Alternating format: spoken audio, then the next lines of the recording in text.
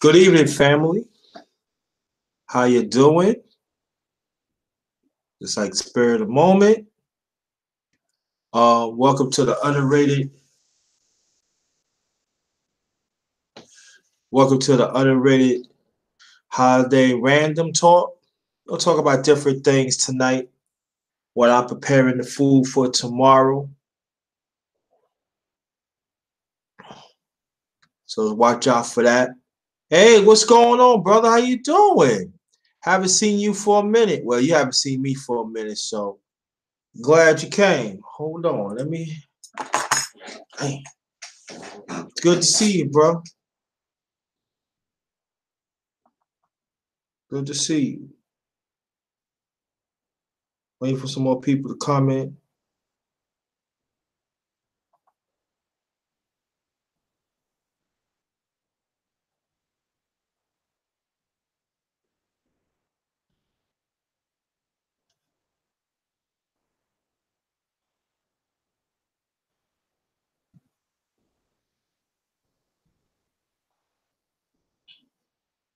Yeah, appreciate this. Really is. Really appreciate it. We'll wait for some more people to come in so we can talk about some things. How you feel, brother? How's everything?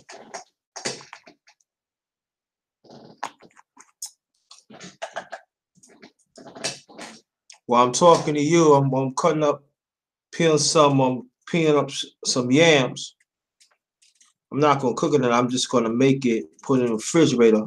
Then I'm gonna start on.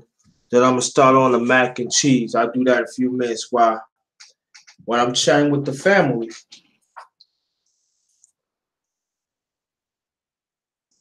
Yeah, I was out of commission for a while. I wasn't really doing all that good, but see, like things is looking up. I thank for that. I was out. I was practically like in the mostly this month I was out. So certain things came up. I had to handle. So I'm back, little by little. So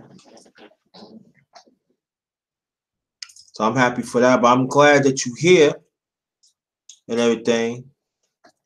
Oh, true. Got to put this down. Um,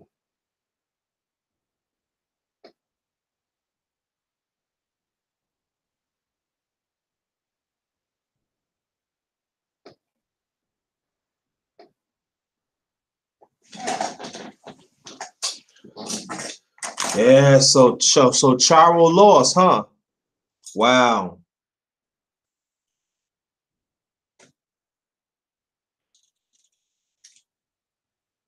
I see quite a few people hopping on like, yeah, Charo lost, but when it comes to other fighters, other nationalities, they don't be saying nothing.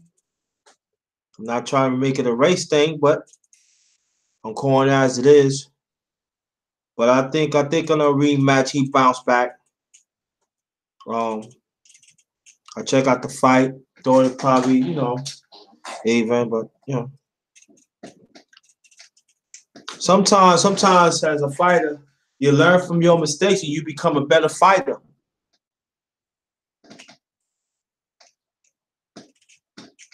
And I wish a lot more people would talk about that. I don't really hear it. So, but I think 2019 is going to be if if if the BS stay out, the corruption stay out. Wilder going to have a rematch with Fury. Um, got Spence gonna fight Garcia. Little problem in the world with Crawford. A lot of people say Crawford should step up his action to fight better fighters. But I think the only better fighter really is Spence. But that's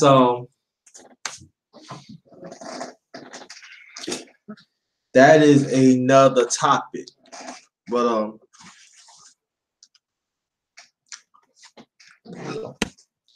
So,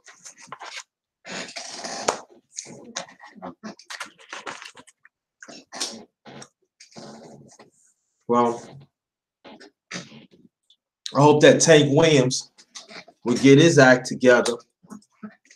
I'd like to see him fight Lomachenko. I really do.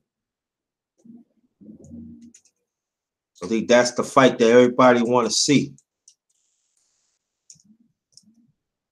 People say about Russell, but you know, he was a pressure, but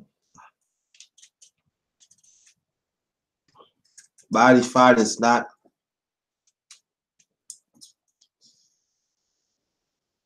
It's not.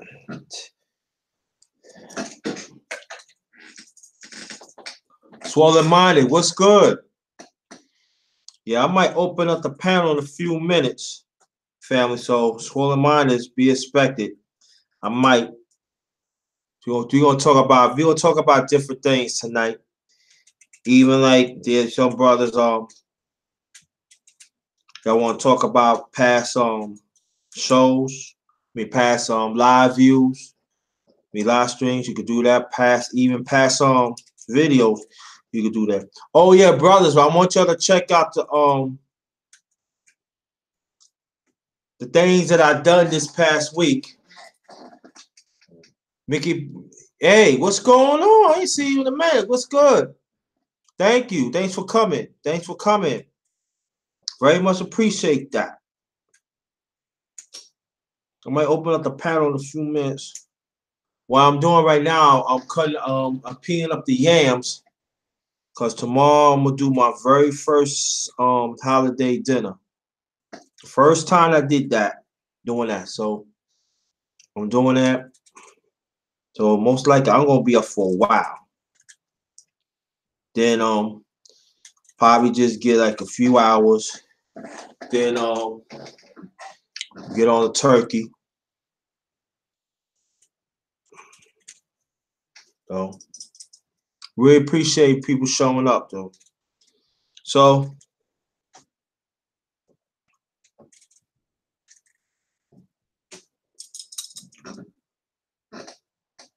yeah, so I was trying to get you on Swollen Minded too, but I couldn't get you on.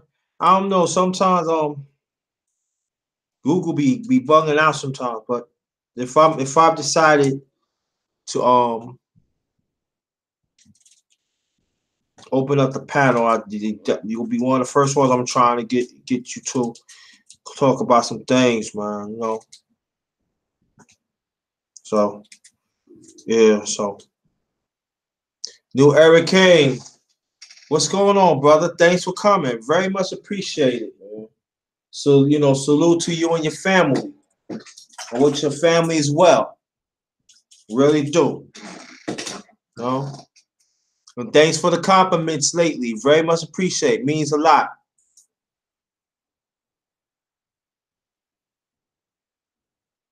Yeah, I know. I know they be there. A lot of people be saying that. Yeah. A lot of people be saying that too. They oh yeah,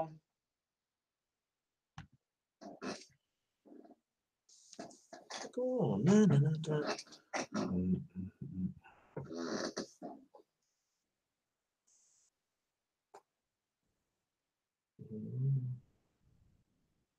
That's what it is. Okay. Yeah.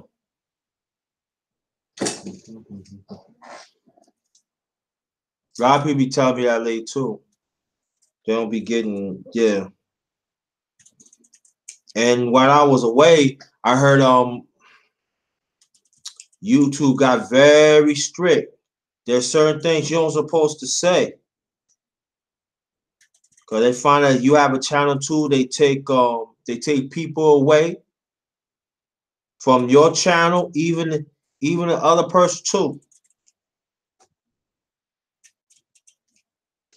That is crazy. But the ones who come in, I want y'all to go check out the stuff that I did this past weekend. And I want y'all to put a comment on that. That'd be very much appreciated. Um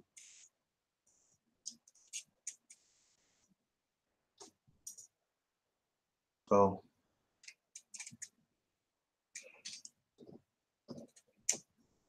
like I said, I'm preparing this food for tomorrow. I'm doing the yams. I'm supposed to be done the yams. Charles Willie Queen, thanks for coming. Very much appreciate. How you doing? Salute to peace to you and your family. Very much appreciate. I'm cutting up these yams, doing these yams now. Um,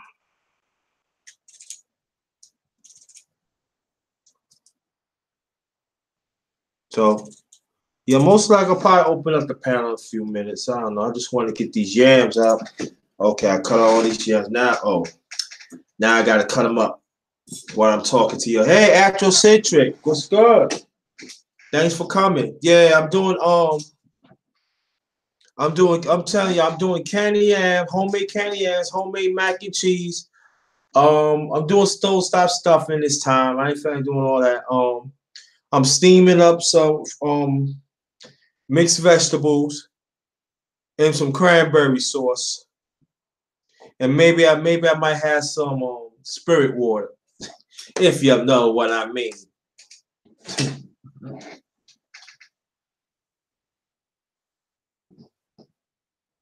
I'll wait for that phone call. Where you live at? Where you live at? Yeah, but I'm making it for myself, you know.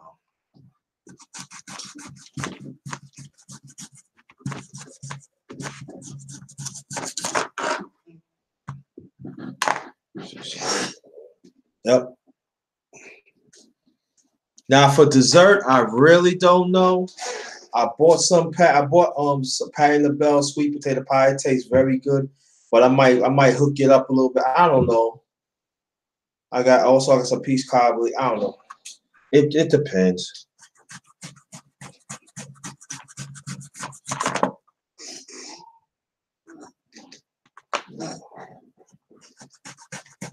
I don't know. I figure out what I'm going to have for dessert, and most likely tomorrow, family, I will go live stream it too. I'm going live stream, but I don't know what time I'm going. Most likely, I probably just um I don't know. It probably because I know I'm gonna be up for a while, so I'm going live stream it maybe when the turkey is like halfway done.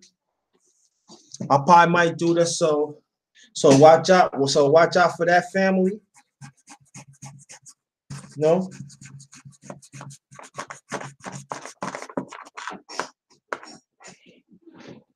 watch out for that. Very much appreciate it.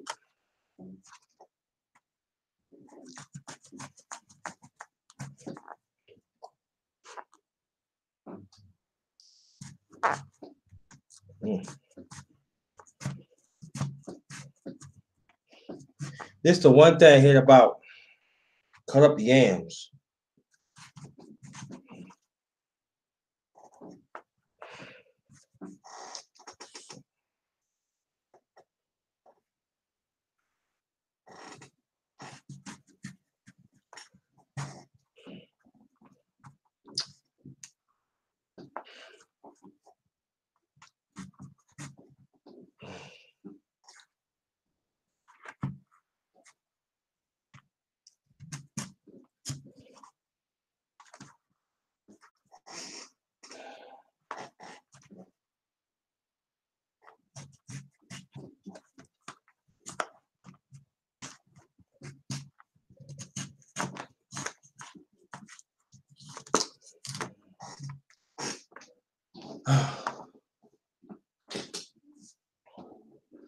Monique Hill, thanks for coming. Very much appreciated. Well, Afrocentric, I ain't really cooked for Christmas. I'm just doing it because this is my first time ever cooked, on that.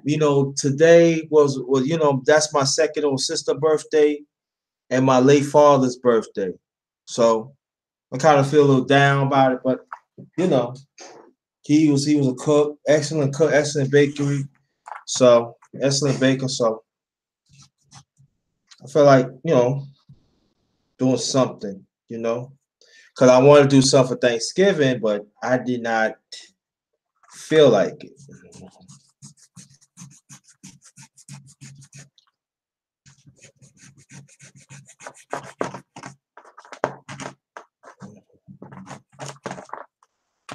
Yep, I feel like it. But like I said, most likely I'm gonna open up the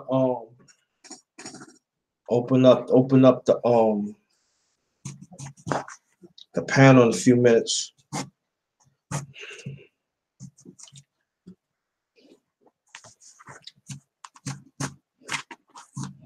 Mm.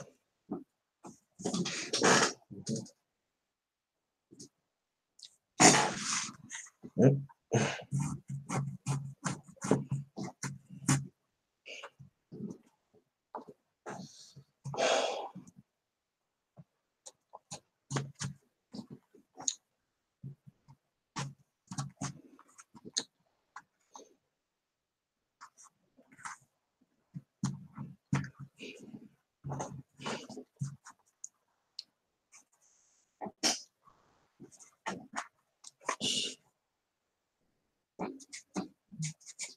But again, I'm glad you came.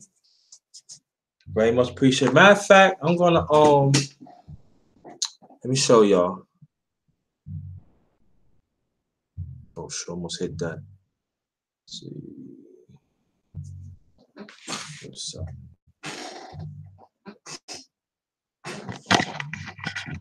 See the yams? I'm cutting up some yams. I gotta see all the yams I gotta cut up. That's what I'm doing.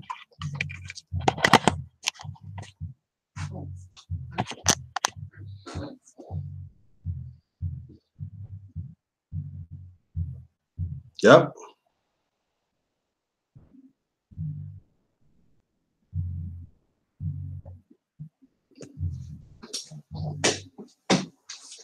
So I'm doing that.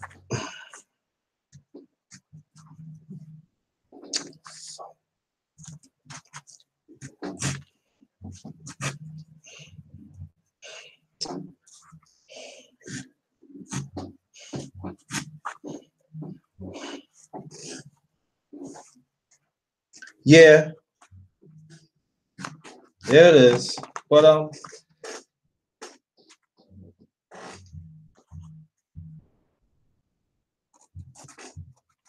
see, that's why I like to do the yams first, cause the mac and cheese, they ain't no problem.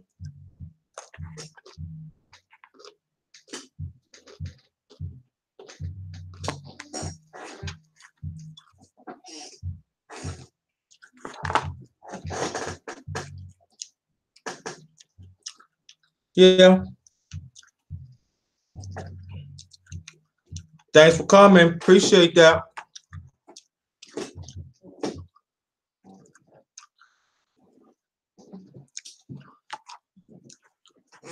My doom shot is, you see any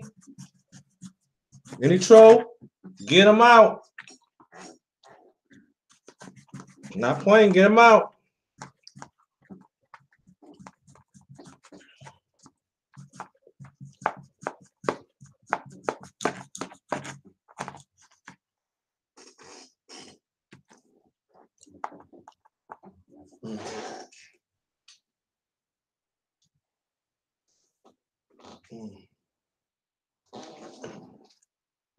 See something.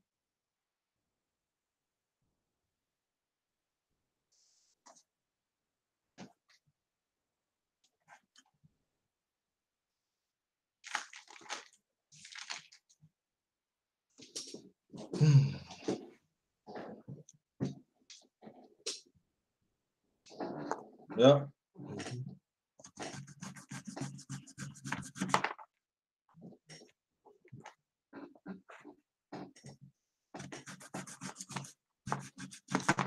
So tell me what you're gonna do tomorrow.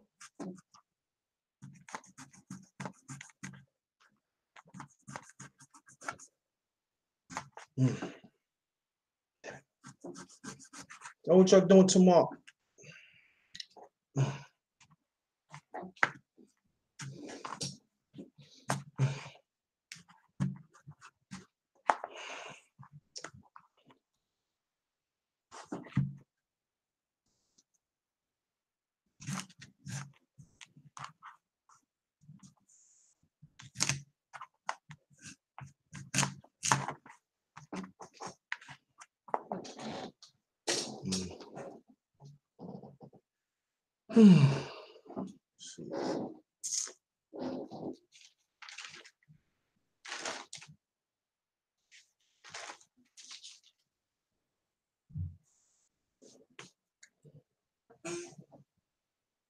Afrocentric, do you want to get on for a while? Or if not, it's up to you.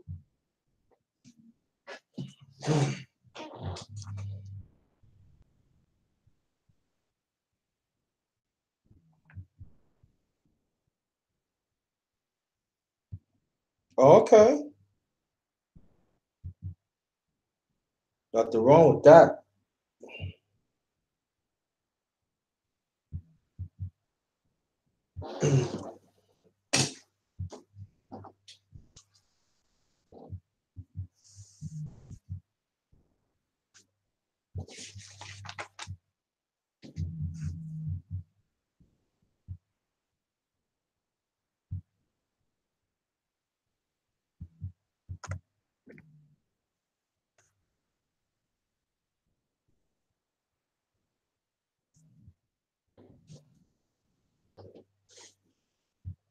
Okay, I got you.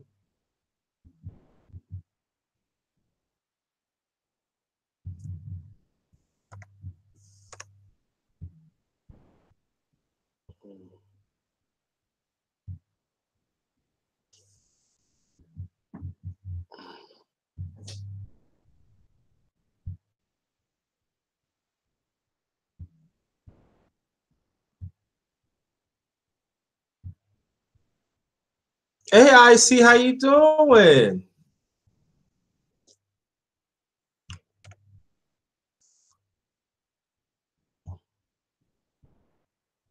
How was your day?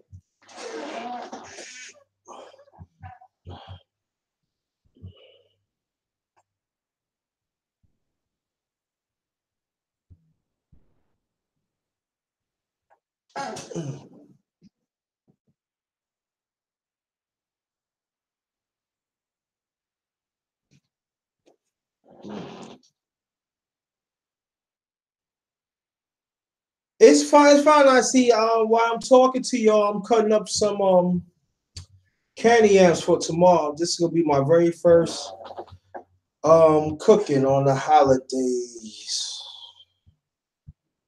Like I told people, this is my second older sister birthday and my late father's birthday today, so I'm a little down, but I'll be okay.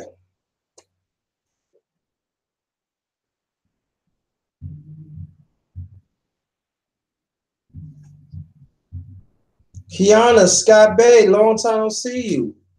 Thanks for coming.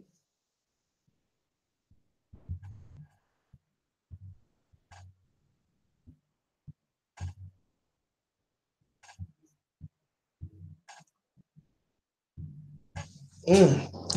I see. You wanna get on the panel or not? It's up to you.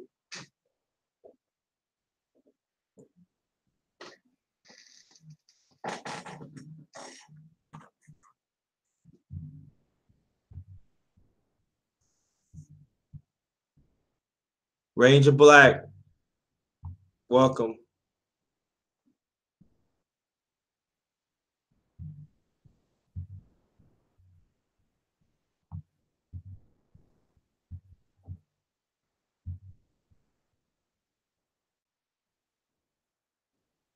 Okay. Mhm.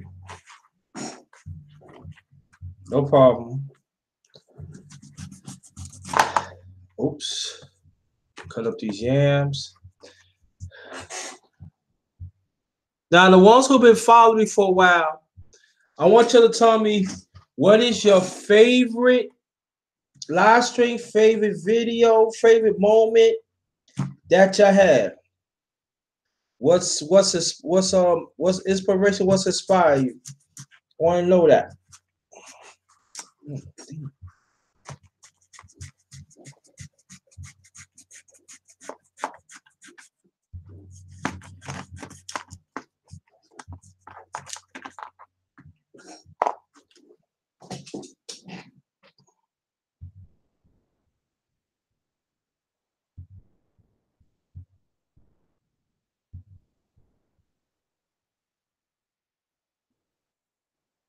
Okay. Just get you Malik, did you got the link? Let me know. Just come on. If you got it, just come on. That's it.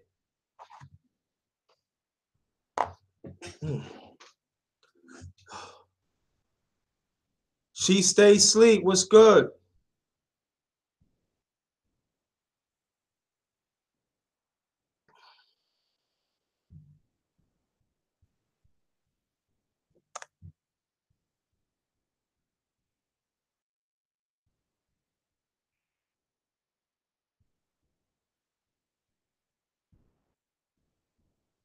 Raining woman. Woman, thanks for coming. Appreciate that. We're gonna talk about this holiday random talk. There goes the man. What's going on? She stay asleep. What's good, bro? What's going on? Your big brother getting his dinner together for tomorrow. I'm cutting up some yams now while I'm talking to you. Oh, no doubt, no doubt. You must be cooking up a specialty, huh? Yeah. Big brother gonna do some yams. I'm gonna do some special on the yams. I'm gonna cut those. That's gonna be a while. Then I'm gonna do the mac. I'm gonna do my usually mac and cheese. Then I'm gonna do the turkey. I'm gonna do the turkey early in the morning because that's my first time. So I'm gonna do that early in the morning. Some stuffing. Then I'm gonna do some cranberry juice. Cranberry sauce. I got some cranberry sauce. So big bro gonna chef it up. I'm gonna do something for the family tomorrow too. That's what's up. That's what's up. But I'm gonna live stream that too tomorrow too. Most likely I probably start the live stream with doing the turkey is halfway like 2 hours into it. That's when I'm gonna put it on. I'm gonna go live. Okay, So I can, so I can chat with the family.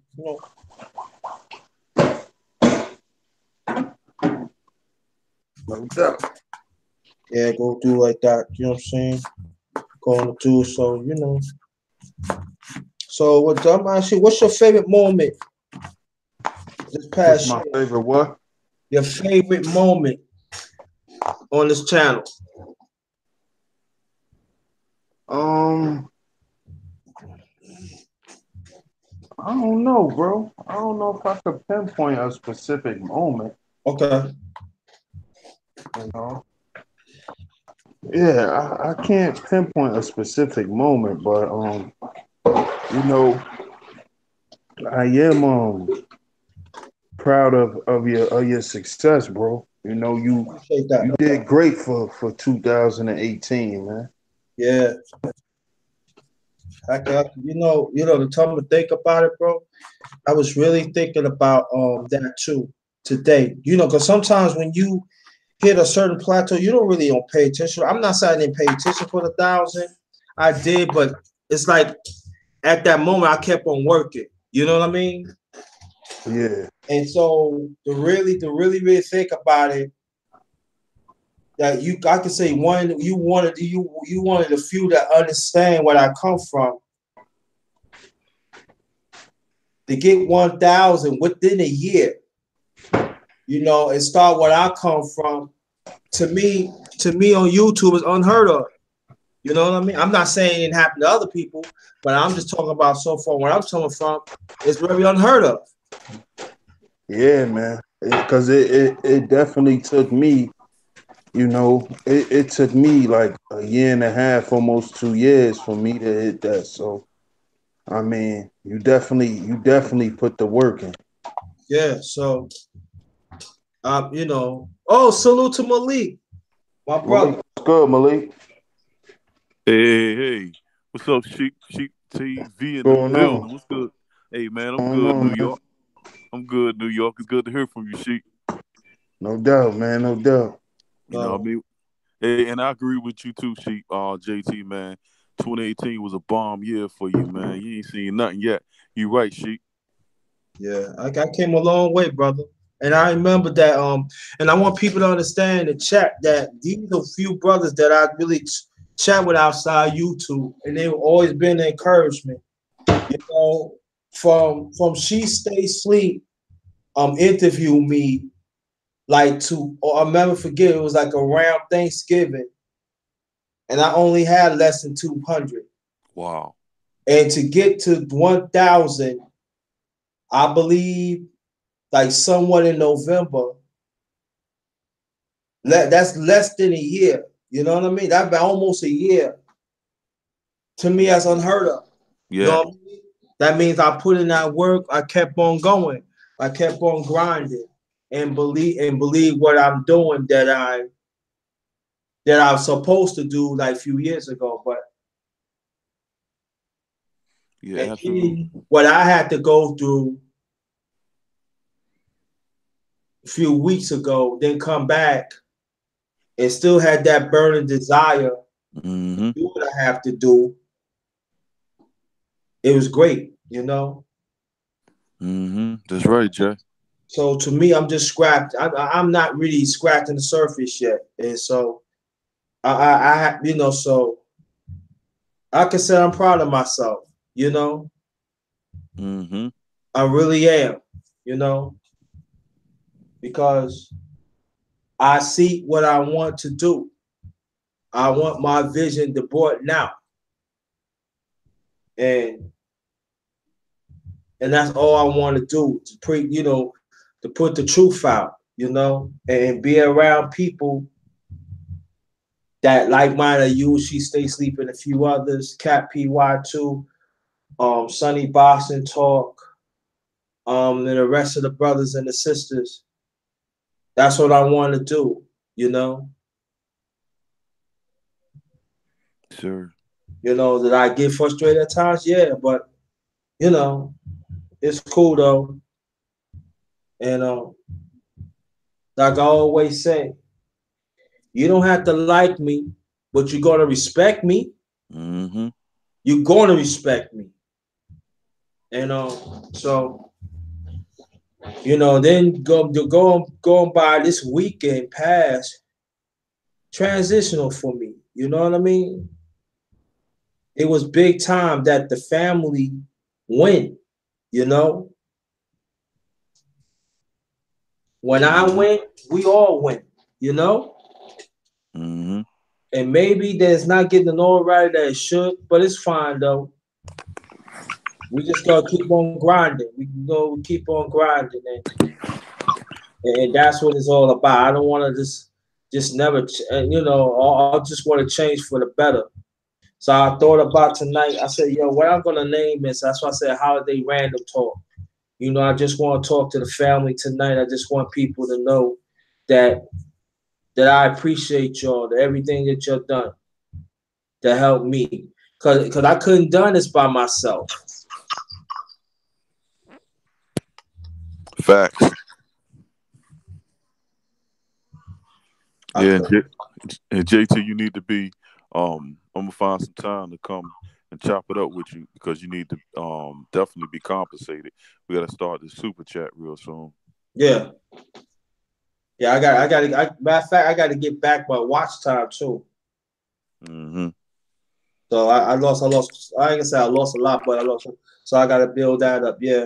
So I just gotta, like I said, I got some stuff coming out.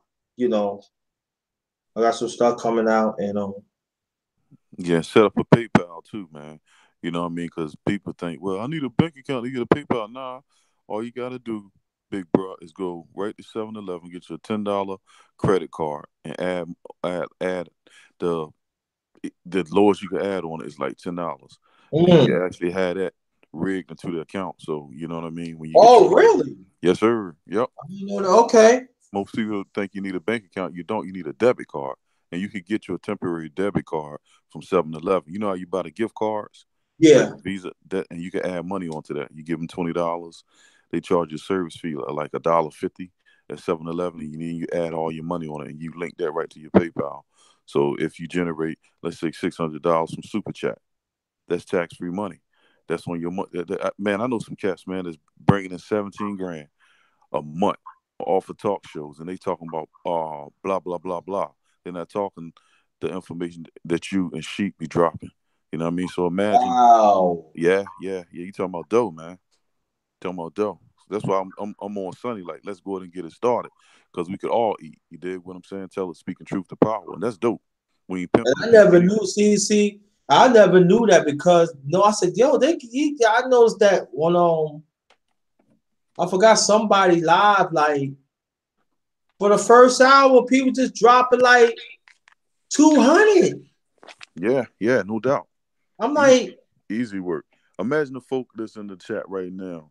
The lowest that you can you know, super chat is $1. But imagine if everybody is jolly and, I prefer to give my money to a brother like you and Sheep Say Sleep, man, that's trying to develop the community. All these pimps out here that's talking gossip, you know what I mean, and talking to Tom John in the morning talk. You know what I mean? They putting up super chats. You should see his John. I'm like, this dude is talking junk. yeah, But but what you drop, you touching on taboo subjects. You touching on subjects, man, on healing humanity in general. You and Sheep Say Sleep. That's dope, man. I really give y'all my money. Straight up. I appreciate that. Yeah. Could you tell the people, Malik, what happened this past weekend? And even you too, she Stacy, if you wanna Yeah, say, I'll let Sheep go in.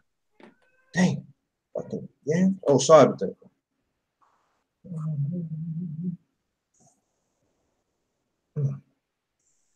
Hey, Sheep, you there?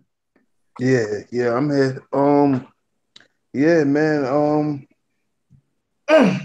The brothers met up, man. I just wasn't able to be there, but Sonny and Malik, they went and checked JT, man. So if y'all didn't get a chance to see that, go check it out. He dropped the vids on it. So y'all go check it out on the channel. Mhm. Yeah, Yeah, and that's just the start. For the folks that's out there, man, because the underrated darkness, JT, that is, he got family, he got brothers like Sheep coming through, he got brothers like me and Sonny coming through. It's mad love, and so we're about to have a conglomerate of brothers come. Brother yeah. Rob, we talking about everybody. It's coming. They're gonna be coming, and it's just gonna be starting. Oh yeah, and I gotta say this too. And also, I dropped a live stream early Saturday talking about what I was going through, and I was talking about adoption. I want you Hmm to check that out. Yeah, Very. the aftermath was dope too. Don't get that Oh, twisted. oh yeah. Tell the people about that aftermath. Man, the aftermath and sisters, brothers and sisters, y'all need to go and check that out. That's a actual part two to Sheep Stay Sleep. He did an interview with JT almost, I think a year ago. Y'all need to go and check that out. I see you in the chat.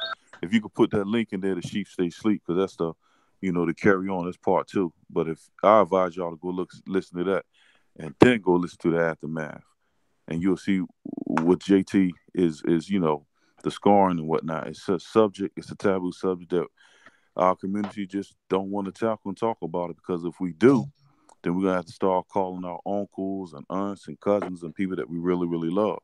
So it's a whole lot of unfortunately family members that's infected with that sickness, and it needs to be checked. And the first way it's gonna get checked and settled is to talk about it. But it's a touchy subject. I understand. JT ain't mean to offend nobody. I pushed him to do the aftermath. I kept pushing him. Everybody else was telling him, but I really, really was pushing the brother. And he did that. I said, "Heal yourself, man, and because we need you back out here. It's abnormal not to hear you on the tube, man. Speaking truth to power." And Sheep They Sleep was the actual, you know, brother that sparked it up with his interview. And I just got to shout out to him. Y'all make sure y'all go and tune into that, because that's a dope channel. I mean, that's fire. Yeah, and also I gotta put this out. She Stay Sleep has talked about frauds and stuff, and you gotta check that out too, because it's very important. Because there's a lot of fraud is really happening right now, Hmm and and we gotta understand. We gotta know about the signs. And, oh yeah, and also, Chief Stacy always told me remind us about YouTube. Um, damn, my mind went blank already. Cult leaders and followers. Part, Bingo. huh? No, I said that's bingo. Go ahead. Yeah, parts 1 through 5. And also She Say Sleep did a part was part 6. So I want y'all to check that out. Also I want y'all to check and go to the community, my community thing on my channel. I got some old stuff that I put up. Want y'all to check that out. Weeksville, Brooklyn, parts 1 and 2. Let me see. Let me go to my phone. I can tell people.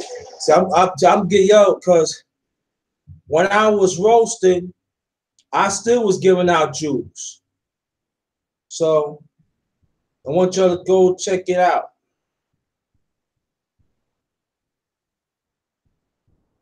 I appreciate that, Mickey Briggs. I really appreciate that. We gonna, the brother's gonna help me out get this going, and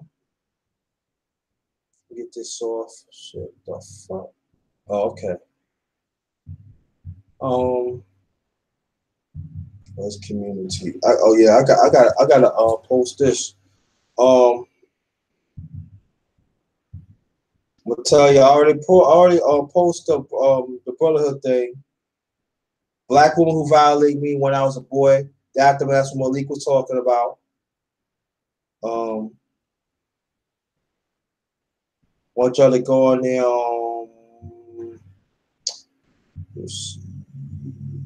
I did Israel Doctrine about the thing we was going through. Want y'all to check that out. I did something about jazz. Want y'all to check it out.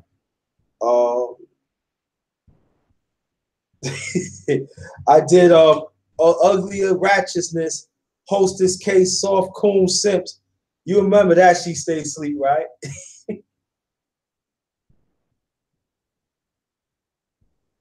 Yeah, I remember Yeah, I killed that. Yeah, I did that. Oh yeah. Now family will say, "What is that?" That was during the time that I was doing my own concepts. I'm making my own concepts, and also I did white woman co-conspirators and gave birth to white supremacy. That's part 1 and 2. All right. I did the gender war. That's a year ago. Perspective. That's the gender war, black man perspective, parts 1 and 2. Also, I did Weeksville, Brooklyn, parts 1 and 2. That was like a year and a half. All that is in my community column. Black woman, some of y'all going against God's plan, and people said, "Why you said that?" Because that was during the time last year that it was some black woman was getting black man channels terminated, and they was getting help, and they was getting help by the feminist group too. So it was actually going on war that a lot of people don't want to talk about it. If you want to say something about that, she's basically going, Malik. You go no, go ahead, Sheep. I'm sorry. No, I remember that when that was going on. Yeah, a lot of people that see this was going on last year that some of us don't want to talk about it. Then also I did do not let their labels make your reality. Y'all definitely should check that out. I said again, do not let their labels make your reality. Did that last year. Trump signed a tariff bill. How's it going to affect us? Let's see. Black America, we losing our jobs.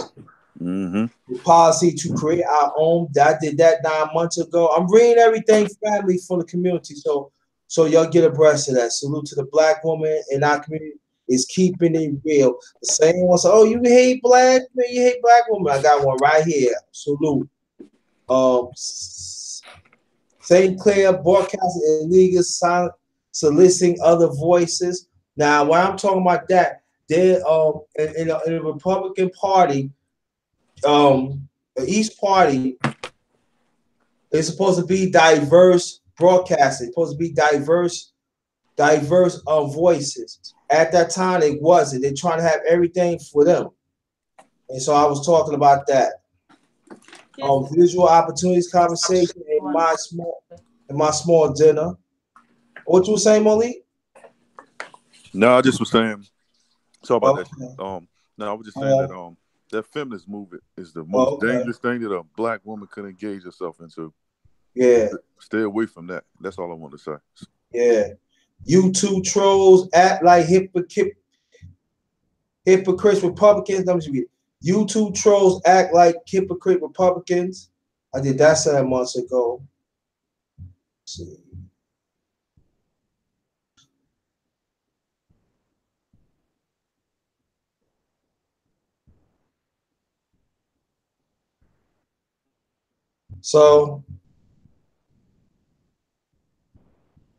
So people, so I read that. So this is on my community category. So I want you to go. Let's get them likes and views up on those.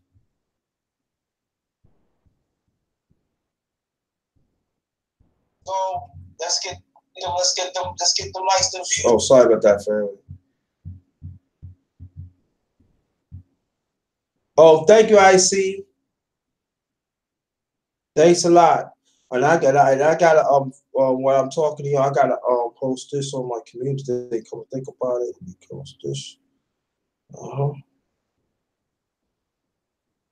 See.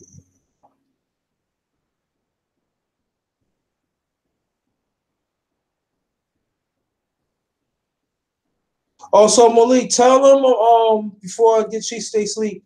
Tell them about the movie that you're doing, brother. Promote it. Well, the one I'm working on now, good brother, is called Aberrant. That's a gangster film. I play the rival of a gang member, and I can't really go into detail. I wanted to be a surprise, but it's a gangster film, and we really haven't seen a real good gangster film lately. So that's what this was predicated on. The last one was, the Godfather. You know what I mean? But Goodfellas was like my last one that I really enjoyed. So this one is something we trying to bring it back, man. And I know a lot of people, it may be kind of vexed at me, like my wife, because I don't cuss, but I'm getting it in that movie, man. I'm cussing like cat. I will tell you that though.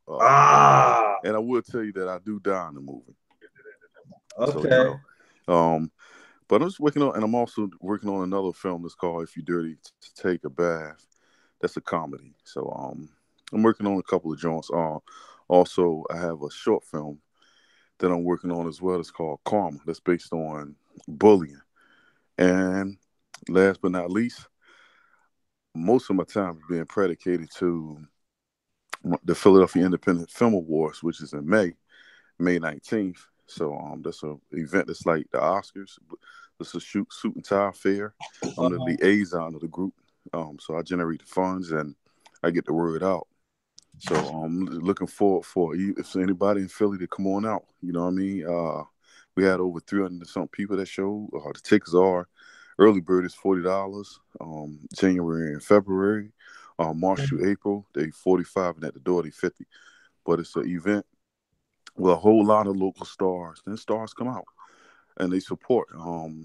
We feed you get fed. You know what I mean? It's Q&A. It's a beautiful networking, man. So I'm gonna be sharing that video with you too as well, real soon. Okay. Underrated Darkness. You know yeah, because I want you in the near future, and also she stay asleep. But I want to do more. I want to I'll support you, but I want you to come on here and talk about what you're doing. You know, and I want to do that more. I really do. No doubt. Also, I want to tell you about another brother, my man, Teron Dumas, who I represented, man. He's going to be in the Andre Rison. You remember Andre Rison used to go to Left Eye from TLC? Yeah. A football player. So we're doing a movie on him. So he just got picked up as the main character. And that was on the strength for me. So look out for that. It's actually being filmed right now. Tupac, Left Eye, a lot of the things that was going on, during that time, it's in that film, because it's gonna he had a hell of a story. That's all I need to tell y'all. But look out for that. That's coming soon. The Ozzy Rising story. Mhm. But yeah, for me, I know I'll be trying to say I'm gonna do labels. I ain't get a chance to do it. That was definitely gonna come within next year. Don't know when.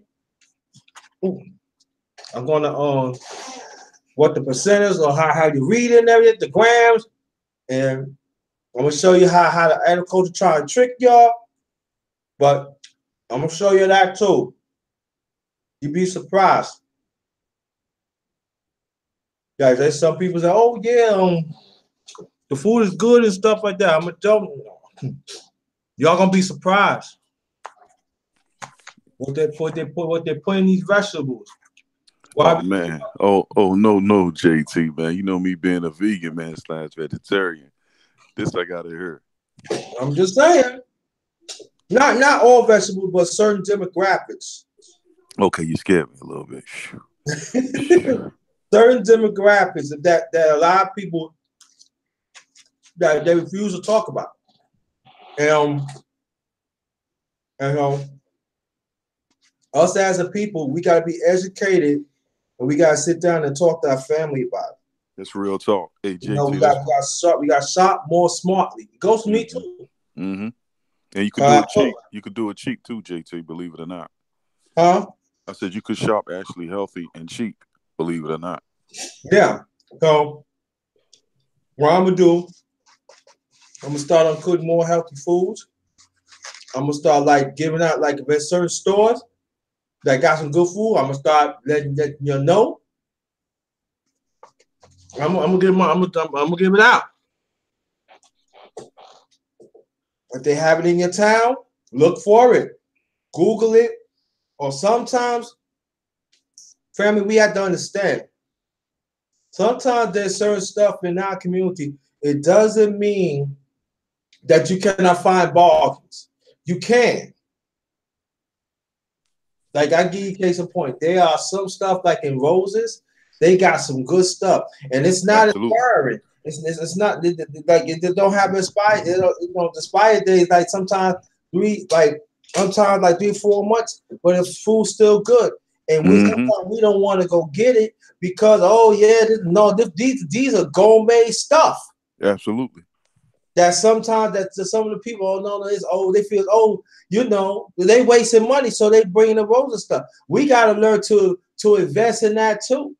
Sometimes it be $1 and stuff like that. Like if you get the meat somewhere else, but if you want to make something, you get listen, I got no frill vanilla coffee, right? Two things for $1. All the labels, the much was in the label was 3%.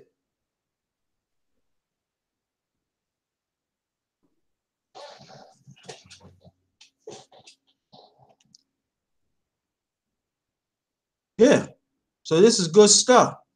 So family, we have to learn to short smartly.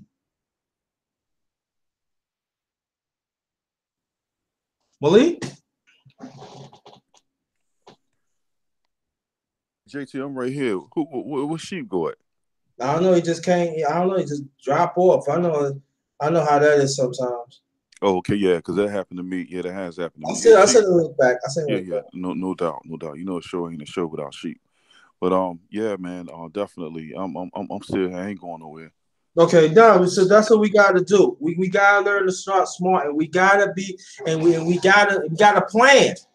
That's the key. We gotta plan. And sometimes you had to go out of time, not out of time, you have to go to the next town and get the better stuff.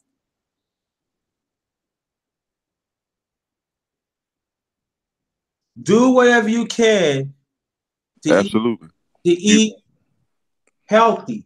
That's right. You are what you eat. Huh? I said you are what you eat, JT. All what you eat, you gotta read. You gotta read the labels, fam. I be telling them only they be like, oh, you don't read the labels. Mm-hmm. And try to cook your food. All they eating out ain't good for you. That's right. Because I'm trying to cut back from that too. And GT, the number one lead to cancer is eating out at restaurants, and Yeah, unfortunately, I'm trying to slow down with that. Right, exactly. That's why I'm doing this. 60% of black folks, over 60% of black folks, eat out at restaurants on a daily basis, which is staggering, man. And that's why we lead. We 12% of the population. But the most bizarre thing about it, JT, is per population, obesity is rampant in our community. We number one in diabetes. We number one also in kidney dialysis. We also number one in high blood pressure. And it's just it's mind boggling, man. And Yeah, it is. we eat our way into the grave. Uh-huh. Yeah. And I think the one thing about it that sometimes some of us as a people, we gotta be very careful. And they say, yo, you gotta eat right and stuff, but you gotta know the demographics and the economics of some parts of the community. Like I'm not saying the hood, but so there are some people, majority of people in the hood, they is not being talked about. They are not being served the right way. So that means that we as a people, we gotta help them and we gotta make sure that they get the certain food that they deserve because they getting passed by. And I find that very some brothers and sisters they don't want to do that. And I Hmm. think I'm gonna do a show about that too. You I'm should. sick, of, I'm sick and tired of brothers and sisters talking about, oh yeah, you need to eat this, you need to eat that. There are some of our brothers and sisters keep it real on food stamps. They're doing the best they can. Absolutely. So you guys, so that means that's what we have to do. We have to advocate for them too, and I'm part of that. Hmm. Ain't no wrong with being on government assistance, man. If you just happen to be on it. Hey, I never was on it, fortunately, but I have a aunt. I ate a lot of her food as a child. It was government assistance. My mother, she was on it for numerous years when I was young. So it's when you start like me, JT, man. Don't look down on nobody. You dig what I'm saying? Because what God give you, He could take away, and Right, that's what's exactly. wrong with a whole lot of brothers and sisters, JT. They become arrogant and they be looking at themselves like they Right, better than nobody. exactly. Yeah, You you're know. right. Right, you're right, Malik. And that's what I really want to talk about, because it is an arrogance. And and you gotta understand one thing too. And I tell people this all the time, but they don't Hmm. want to listen. We do not have a lot of farmer markets in our community no more because you got a lot of these businesses. They going away, because so they going away and they take away. What do they do? They put processed food in the area where the farmers market is at. We don't grow our food. I'm not gonna say we don't grow our food, but a lot of us they getting bought out, they getting cheated out, and then you gotta think about the economics, the laws and everything. And It's not really in our favor, and well, so we. now we're gonna say, JT. Also, I wanted to tell the chat and you as well. Mhm. What they don't tell you in Farm Fresh is that after 10 p.m. they put all the produce out there for discount. Very rare you'll see meat that's discounted after 10 p.m., but they do sometimes. And check that out, JT. The other store that's down there too. Because when I was down there, man, I went and I got about 30 oranges, man, and I think it was 10 cents a piece. And by me being a vegetarian, I had my juicer with me. So when I was down there, I do a lot of juicing as well.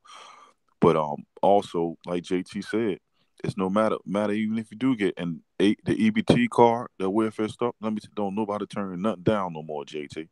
So that's an excuse if you can't eat well. You know what I mean? You have to start doing like JT said. Read these labels.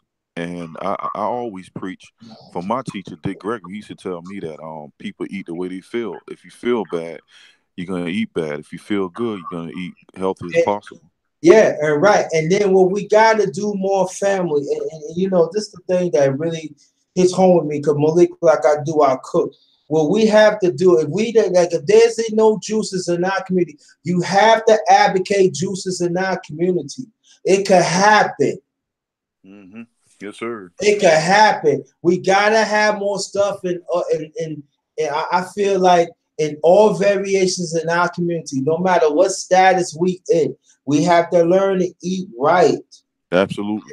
And Yeah, and then, Right, and then we don't pass out the information. We don't give out the resources. We want to hold on. No, no, no. If we gonna mobilize as a people, part of it that we gotta learn to eat right. We have to know the laws. We have to advocate good food. We have to stand up. If a person is down, we gotta learn to pick them up. And that I Amen. keep on it. Amen. We got to encourage that. We just cannot say, "Oh, is that person for?" You don't know their circumstances. That's right. JT, check this one out. A lot. Well, I'm accused even before I'm able to even really defend myself. I've been mainly from my family that know me, because as you get older, you go through metamorphosis, and you go through Yeah. different stages, male and females. So if you're away from your family for a particular time, when you come back and you may eat a particular way, I've been accused of being, because I'm from down south, as being petty bourgeois. I'm trying to eat like white folk, and that's not the case, man, because eating health is eating health. It has no ethnicity attached to it. But Mhm. you're correct. We definitely, man, eat like hogs, and we eat definitely scraps, man, and a whole lot of that is in soul food. And I love soul food Me without the meat. too. And so, I'm fixing soul food right now. there you go. But check this one but out, but, I, JT. but I'm gonna cut back though. But see It- how I'm gonna cook. right, How I'm gonna cook. I'm not. I'm just gonna put certain seasoning on it and then put right. some butter on it and let it sit for the day to cut down the calories. And then when I'm Hmm. gonna do with the yams and stuff, I usually put sugar in it, but it's already sweetened. So what I'm going to do, I'll probably like put a little cinnamon and some raisins and bam, and let it cook like that. That's right. And yams, Healthy, that's healthy, and plus it could be tasty. But absolutely. like I said before, we have to do a better job to talk to our people. You just cannot talk to just one variation of people. Yeah. We had to advocate good stuff for every status in our community. We And have to have conversations in that. right. And I don't hear it. I'm being honest. You Hmm. know you don't hear it, and I don't hear it. Well, tonight you're going to hear it. Hey, man. Hey, and another thing, to elaborate on what you said about them yams. I like how you said that, brother. You know something, because yams is good, very, very good for digestion. In fact, it's acid. Right. It's not acid. It's alkaline. The white potatoes are acids, which Mhm. is opposite of the sweet potato. But yeah, you're right, JT. And most people say, well, well, your wife, I got this too. Well, your wife, man, I know she, y'all eat this. Hey, check this one out. My wife on the stove right now. Guess what she got cooking?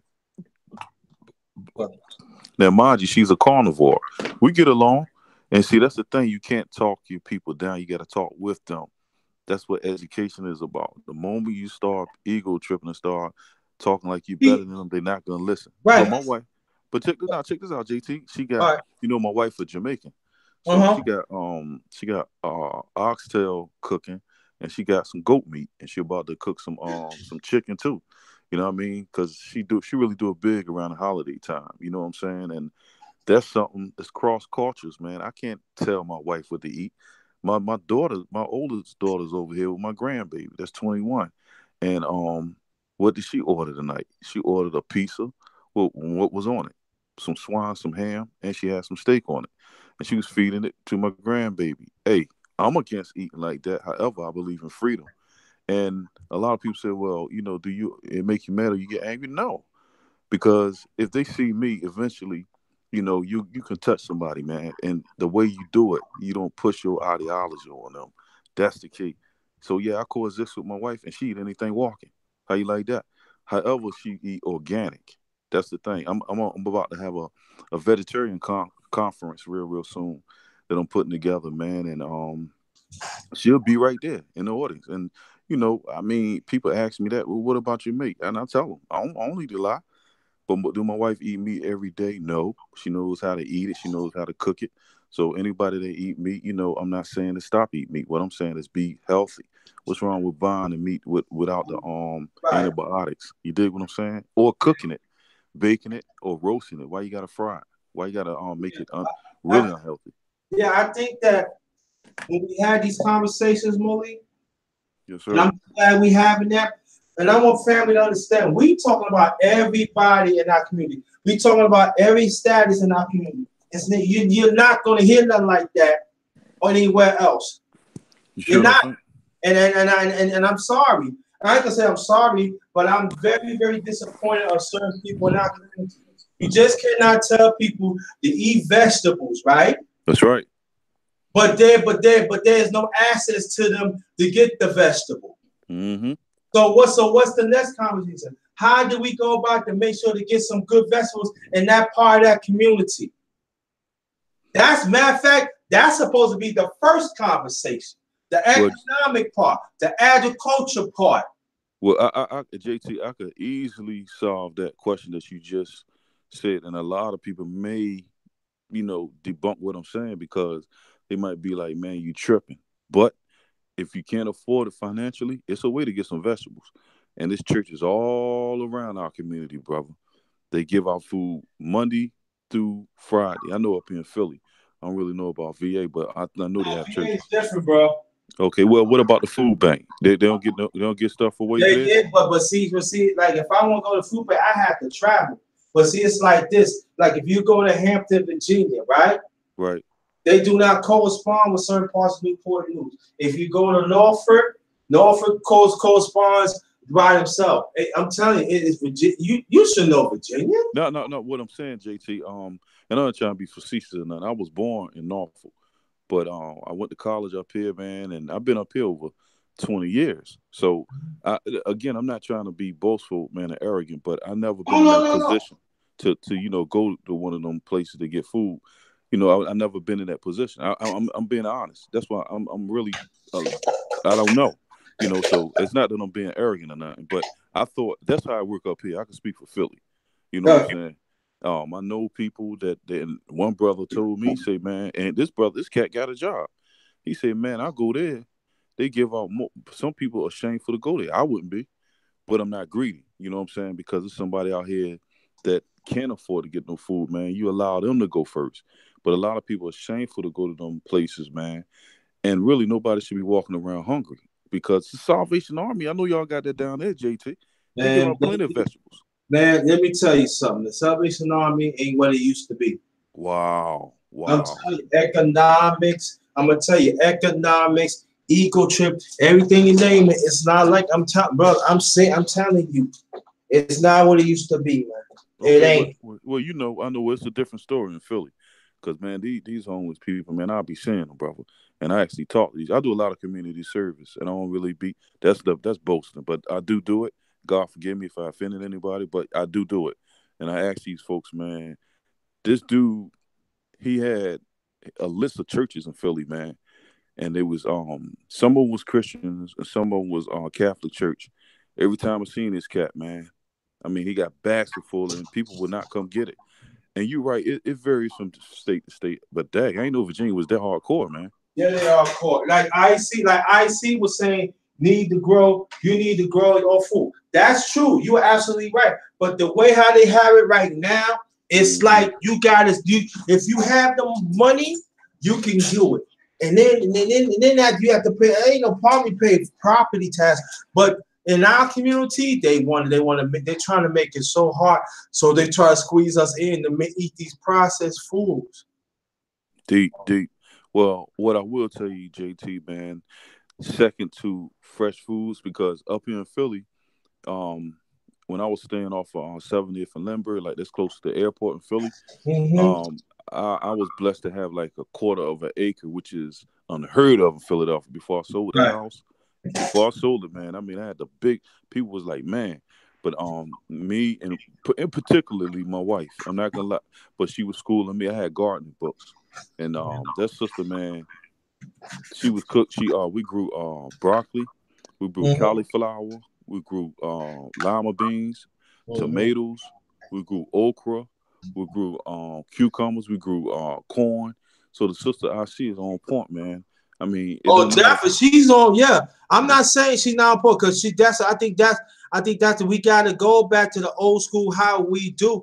We gotta learn to grow up. I'm saying if you have, I tell people right now, if you have land, if you know that land is not being brought, you go down to the state office, city office, and see you could buy that land. Get that land, purchase that land, and grow some food for yourself. That's right. And I meant to tell you too, JT. We also grew potatoes, which was crazy because my wife Yeah. put a potato in the ground, right, and it spawned off and procreated, man, about 20 to 30 different potatoes under the ground. Mhm. So she schooled me, yeah, man. That's on Yeah, point. that's true, man. And I think that is another conversation that we need to talk about too. But I always tell fans, you know what I'm saying is Malik, you Mm-hmm. have to. Oh, I understand you saying I see not like that. Yeah, even like you have a yard family. Clean that yard out. Learn how to garden and grow your own stuff. You'd be surprised what you say, because that's what I'm going to do. Hopefully in the near future, I'll give me a house. I'm gonna get you. I want to grow my own stuff. And JT, and a lot of people also, and you can, JT, a lot of people also will use their jurisdiction as an excuse. Because up here in Philly, it's on fire. When I say that, man, it's an oxymoron, but it's on fire cold. I mean, this cold out here feel like you burning, boy, when you go outside. Mhm. But I know a sister personally, man, all year long. I don't want to say her name, but because Monsanto been on her. You know what I mean? They've been trying to shut this sister down in Mhm. Philly. But she has a yard, nice size yard, and she has like a garden house. And this sister all year long, man, I know where to go and get strawberries organically, blueberries. I can go and get lima beans. I can go and get this sister is dope with growing the romaine lettuce. They got a couple of spots here in Philly, man. That's why I say up here, man, they so developed. It's ridiculous, man. Yeah. Yo, That's why, Gab. Yeah, I'm sorry, Gab Talk Media. I seen you the link. I want you yeah, to come on, brother, if you can. yeah. Salute, We want, Gab. we want, we want, we want to hear from you. But I think that Malik, when we was talking about, because it's not the first time we talk about this, Malik. You know that, Yeah. Oh and no, I I know, think, I and I, know. and I think, and I think that next year, in January, I would love to talk about that. I would like to talk about the laws. I would like to talk. So, if anybody that have knowledge, let's talk. But I want this to be a broadened conversation. Mm-hmm. It got to be a broader conversation. Every demographic in our community has to have access of great, healthy food. Let me repeat that. Every demographic of our community, we have the right to eat healthy. That's right, JT. But at the same time, we get wherever you at, you gotta know the laws. But I guarantee it's gotta be loophole. So Malik is gonna talk more about Philadelphia. I want somebody else to give him because we need help. We need more information. And JT, that's why I kind of never left this spot, man. Philly. I kind of my children was born here, man, and it's beautiful. The thing about it is, I fell in love with this place, man, because of that, man, the agriculture, and like these big cities, man. I tell people, don't talk these places down, man. You know, my daughter was born here, and I love New York too. Don't get that Uh-huh. twisted, but that bad boy is just too overcrowded, man. Philly is too, but it's a Oh smaller yeah, version. You know, yeah, Philly is too. definitely, yeah. Mhm. And all of y'all out there, and if I'm about to say something, and I may know the offense, but I believe in God and I believe in telling the truth. You dig what I'm saying? So all y'all out there eating that Chinese food, let me tell you something, JT, man. They just bust a spot up here in Philadelphia. I see. You can Google it, the Metro, and it's a law. It wasn't on the book. They just shut they won't tell us up here in Philly what restaurant, Chinese restaurant it is. But what happened, JT, is the health department will do these pop-up sweeps just to see, are you being sanitary and you abiding by the health rules. And JT, they did a pop-up at this joint, man, this Chinese joint, and wound up going in the basement. They had over 50 cats in a cell, like in cages. And Oh wow. this Chinese dude, the cook was down there gut one out, man. So a lot of the General Tso's chicken is cat meat. I know I done ate me a whole lot of cat, man, because I used to be savage when it come to them Chinese people, man, with the spices and stuff, man. So Yeah. I ate some dog too, because what happened was, they have something that's called ribs on the stick up here in Philly, and a lot of that stuff is dog meat, man. Because up here we got Chinatown, and it's a nice size, man. Let me tell you something. In the hood, you see plenty of cats running around. Down there, you don't see not one cat running around in the street, man. You see, you know what I'm saying? You don't see none of that. Let me tell you something else, JT. We got something up here, man, and I see could validate it, man. When you walking, I see, you may see something on the light pole of this animal that done ran away from home. Them dogs and whatnot, man, they can't find, man, them Chinese people get to them, they be dead, man. Because a dead, and if any Chinese people, Asian people are listening, I'm not trying to be offensive.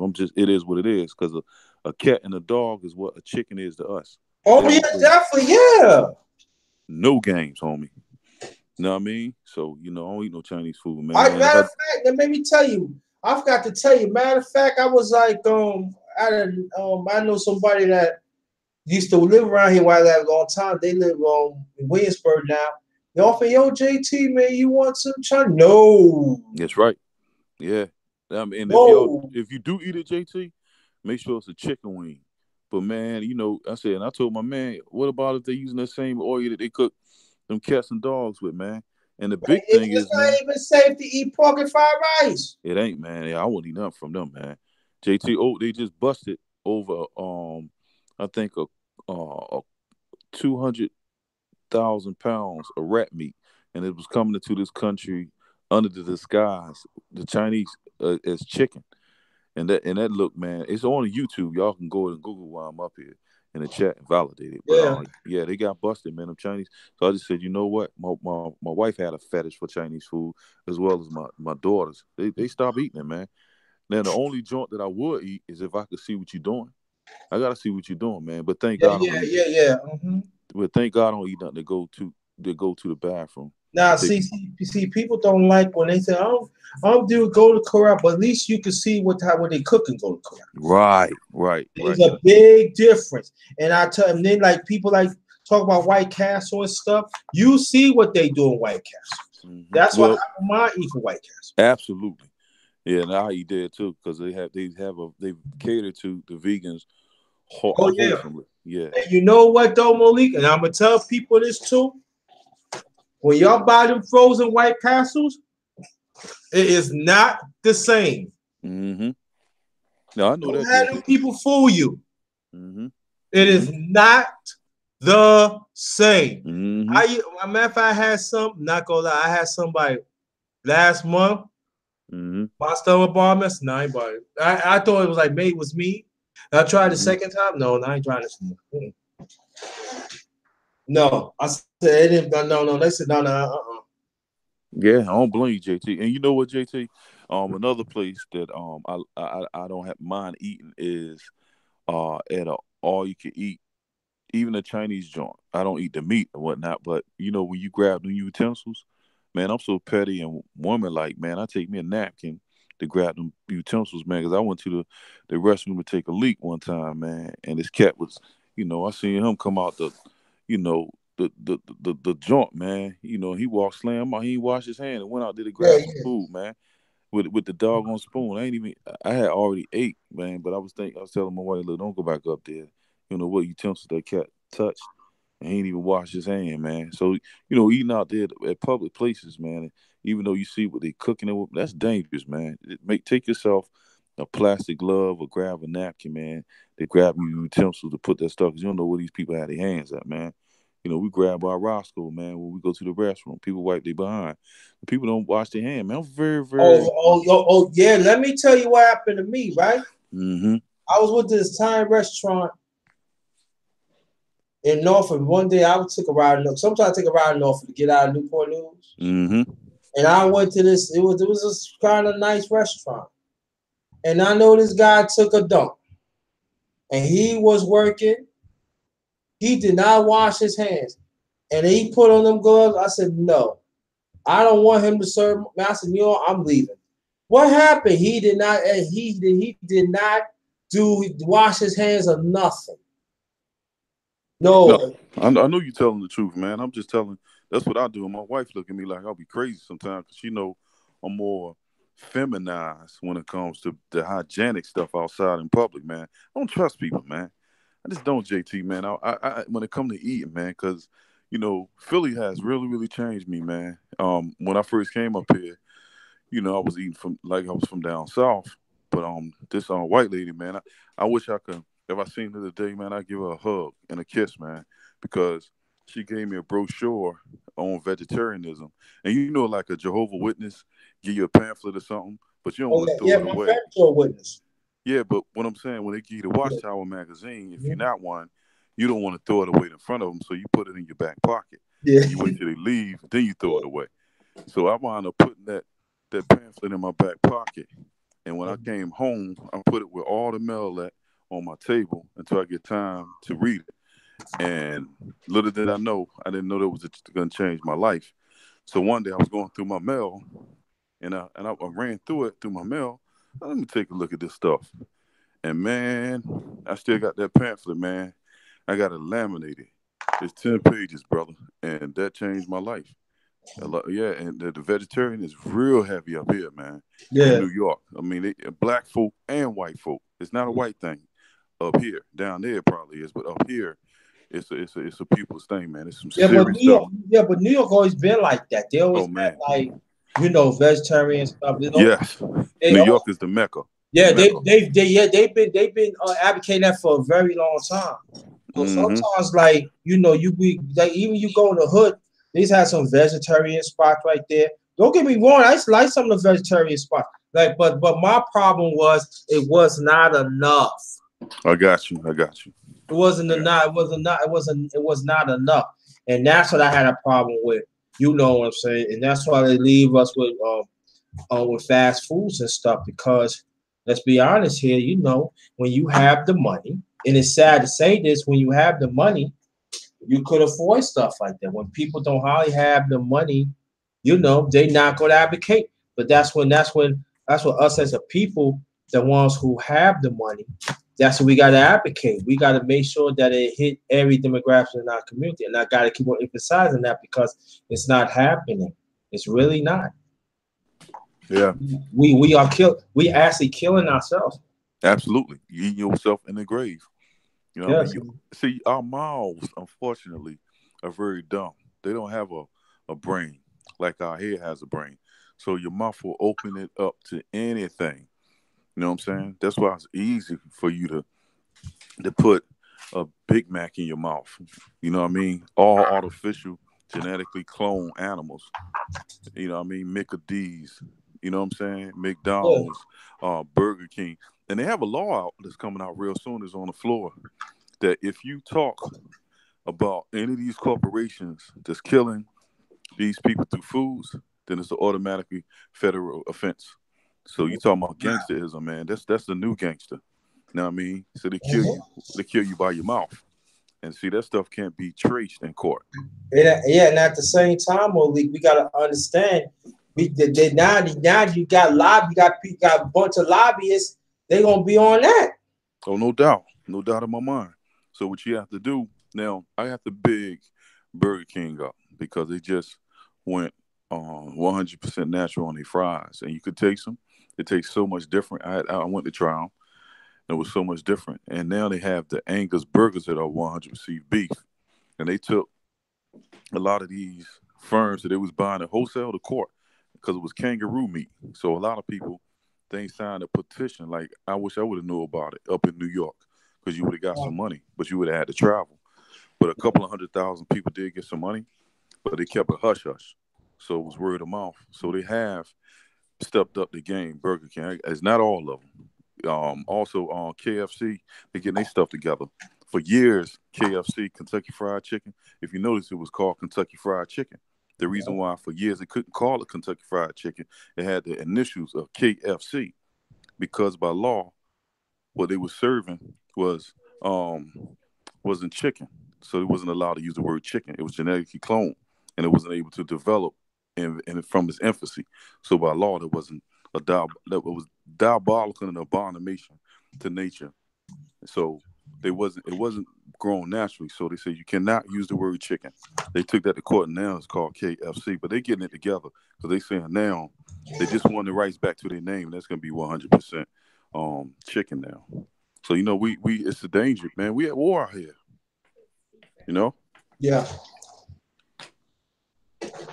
So you got the people that own a lot of money that their wealth is good. They eat good, but people like me and you, we gotta fight for it, and it's very important. We gotta have conversations more like this. You know what I mean? Absolutely.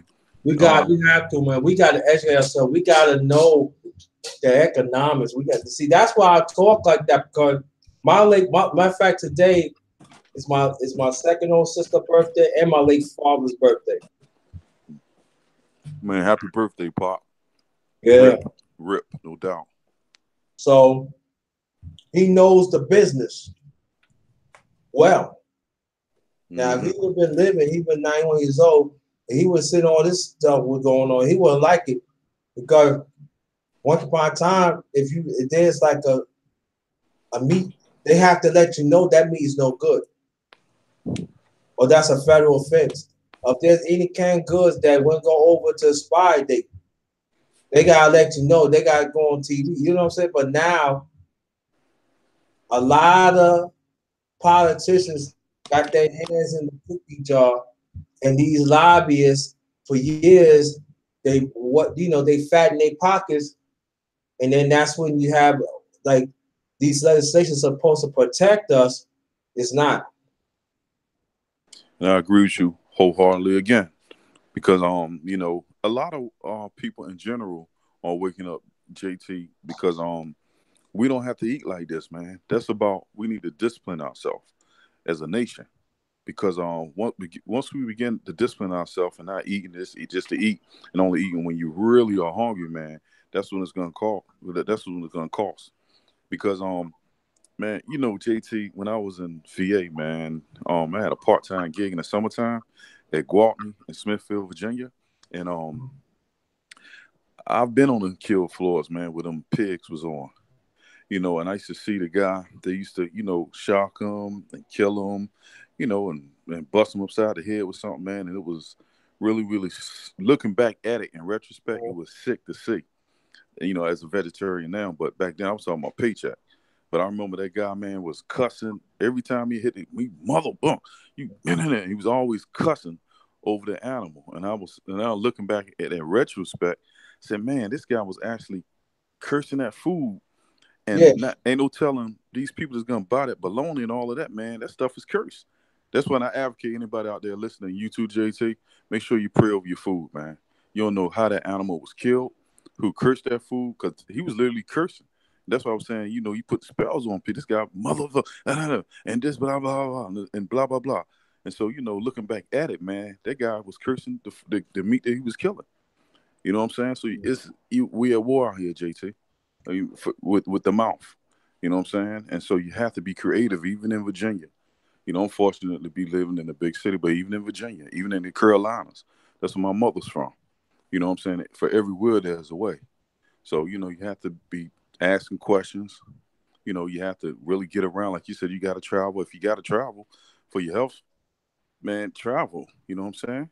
That's just like that honey. I had to just stop eating honey, man. I found out honey won't nothing but bee doo-doo. What happened is the bees go to to get the pollen off of the flower, and they eat it and digest it. Then when they get back to the honey hive, they throw it up and they defecate on it as a preservative, man. That stuff is one step below sugar. And everybody running around here talking about get yourself some honey versus white sugar. Ain't no nutrients in it whatsoever. Honey is good for a band-aid. Like if you get cut on your skin externally, but eating that stuff, man, it's really no nutrition in that. You know yeah. what I'm saying? So, you're right, man. It's a science to it.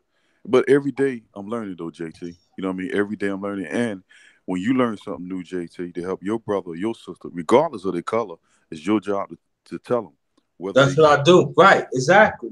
But whether see, they, what no, you know what it is though, Tochi, and I had to say this too. What's going on, Swollen Minds? What's good, bro? What's good with you? But Yeah. I think the sad thing it is, Malik, and I had to say this, it's in Swollen Minds that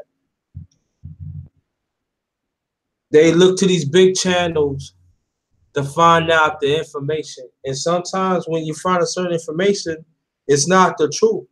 Now, I'm not saying I'm not knocking, but I'm just saying that We be giving out information. So to me, what's the difference? And so, but at the same time, we losing. Our people is dying. You know what I mean? Absolutely. That's what I'm trying to tell you from the get go. You know, JT, you need to be compensated, man. In the chat, my wife tell me all the time, man. I stop and I counsel a whole lot of my friends and whatnot that may come over, or I talk to them over the phone, and she tell me you need to start charging people, and she right. You know what I mean? Everybody else charging, and man, I'm dirt cheap. You know what I mean? But I'm when it comes to that eating right and stuff, man, that's something that I have a niche for. Everybody has their gift. The key to it is don't become egotistic and start tripping and talking people down. If you keep your Right. head And above your you shoulder, got right, and you gotta talk to everybody, not that's right. just once. That's right. Can't I do got a white guy I talk to right now, man. He walks. He has a walking impediment, but he's good with editing like film work. it. But I said, man, why you walking? He said, man, I got gout. I got gout. So I said, well, brother, do you drink water? No, I don't like to drink water. I said, well, I'm not telling you what to do. I'm gonna get some information for you on the reasons why you need to drink water. I said, well, do you eat meat? So he went to telling me that his favorite, he eat a whole lot of T-bone steaks, medium rare. And I said, anytime you eat this meat that's not cooked in in in in, in totality, then you're bringing the worms in your body. Thus, the worms get in your body and they creep up in your joint and they thrive in your system. So, because all meat, including fish, has uric acid in it. Uric acid is undigestible to the body, JT. Yeah. So, thus, what did the uric acid do? It goes and sit in the joints, like the kneecaps. It goes and sit in the ankles. It goes and sit in places where you know the joints. Oh, that's where all this arthritis coming from. But the main reason to get uric acid out of your body is exercise. Most of us don't exercise, and we don't drink. If you can't exercise, now I know a sister, and I ain't making this up, JT. As facetious as this may sound, man, she ain't got no legs, and she in the gym more than me. So Mm, somebody lying if you talking about you can't go to the gym. You yeah. know what I'm saying? But also, if you can't get to the gym, uric acid with this arthritis, that apple cider vinegar is very, very good with getting oils and all kind of unnecessary fats out of your body. But Right. like you said, JT, you gotta really make the effort yourself, man, and watch what you're putting in your mouth. Yeah. Exactly. Swollen mind is what's going on, brother. What's good? I'm good, man. Long time no see. Yeah, I've been busy, man. I've been tuning in to your videos though. Oh, I appreciate that. So you what? So do you work out? Are you a trainer? Yeah, I'm a trainer. All right, cool. Now you heard we was talking about different foods and stuff and everything. I want you to tell the family, when you work, what is some good foods that we need to eat healthy, like to stay healthy and stuff, like what me and Malik is talking Uh, the first thing us as a people need to do, we need to get knowledge of foods and different types of foods. The foods I eat a lot of baked fish. I eat a lot of vegetables, and I try to stay away from carbohydrates. Carbohydrates are things like bread, white potato. These are simple carbs. That means once you eat them, they turn to sugar in your bloodstream, and the main leaders of causing diabetes and stuff. So, like when you eat carbohydrates like white bread, potatoes, tater chips, French fries, all these type of things, what happens is your body sends a signal to your pancreas to release insulin, okay, to bring your blood sugar levels down, because once you eat these things, it turns sugar in your bloodstream. So once your body releases insulin, you can't burn fat at that point. So that's why you see bodybuilders and guys eating a lot of carbohydrates getting really, really big, because the muscle sucks up carbohydrates. So people who don't exercise or do nothing, so they eat French fries, hamburgers, and things like this from McDonald's, where when you eat carbohydrates, your body take the carbohydrates and store them as fat. Okay, once you start exercising, then your body use it that stored fat for energy. The problem is if you don't get out and you don't work out and you don't do nothing, then your body just storing everything you eat, all the carbohydrates you eat is fat. So this is where all the fat and shit coming from in our community. Okay, that's what's up. You can go ahead, Malik. Well, all I want to say is the brother on point. Um, I mean, I have a fetish for carbohydrates, but I'm disciplined enough to only eat them before I could go into the gym and after I come out of the gym because my metabolism be crazy. So you Mm. basically can eat. I'm not gonna say you basically eat anything you want to if you work out, but if you work out, if you're a studious brother or sister that works out and bring about between 400 to 800 calories a day, you good, man. You definitely can eat some carbs because your body need that. You know what I mean? You have good and bad carbs. For instance, bad carbs are, like the brother said, white potato, white rice is another one, white bread. So you want to stay away from anything that's white. You want to try to, if you can, the sweet potatoes, the brown rices and the wild rices are dope, and the bread because I love bread, but you got to stick with the raw breads, the pumpernickel, which is dope, man. Because there's always a negative and a positive side of everything, JT, Mhm. yin and yang. So it's how you eat. You are what you eat, and fortunately, JT, a lot of them foods are just as cheap as white rice. I was just in Farm Fresh, and I was looking at the white rice because my wife, she doesn't do white rice. She does something that's called jasmine, but it's a higher grade of white rice. And I tell her, why don't you do the brown rice? And she does that periodically. I love it. But they're just about synonymous in prices wise. A lot of this stuff, man, you can get around the prices because, you know, a lot of these places they getting hip to making money. It's a big and a large population of people that don't have. I mean, you have haves and have nots, but it's a lot of have nots out here that have actual money that patronize these places that quote unquote used to just target the rich community. So it's more people that are have nots. So you can get that stuff, man, cheap now. You know what I mean? You just have to know where to shop at. Again, it's a science store because I was down at I know Virginia Beach. The farm fresh is down there, like I was saying. It Mhm. was actually dope because at nighttime at 10 p.m., man, they had so much produce out there. And I had to ask them, why is this stuff so cheap? She said, well, it's about in about 2 or 3 days, today's standard is gonna go bad, so they just throw it out. So the owner got hip and said, man, as opposed to me throwing it out, let me sell it wholesale and get something for it, break even.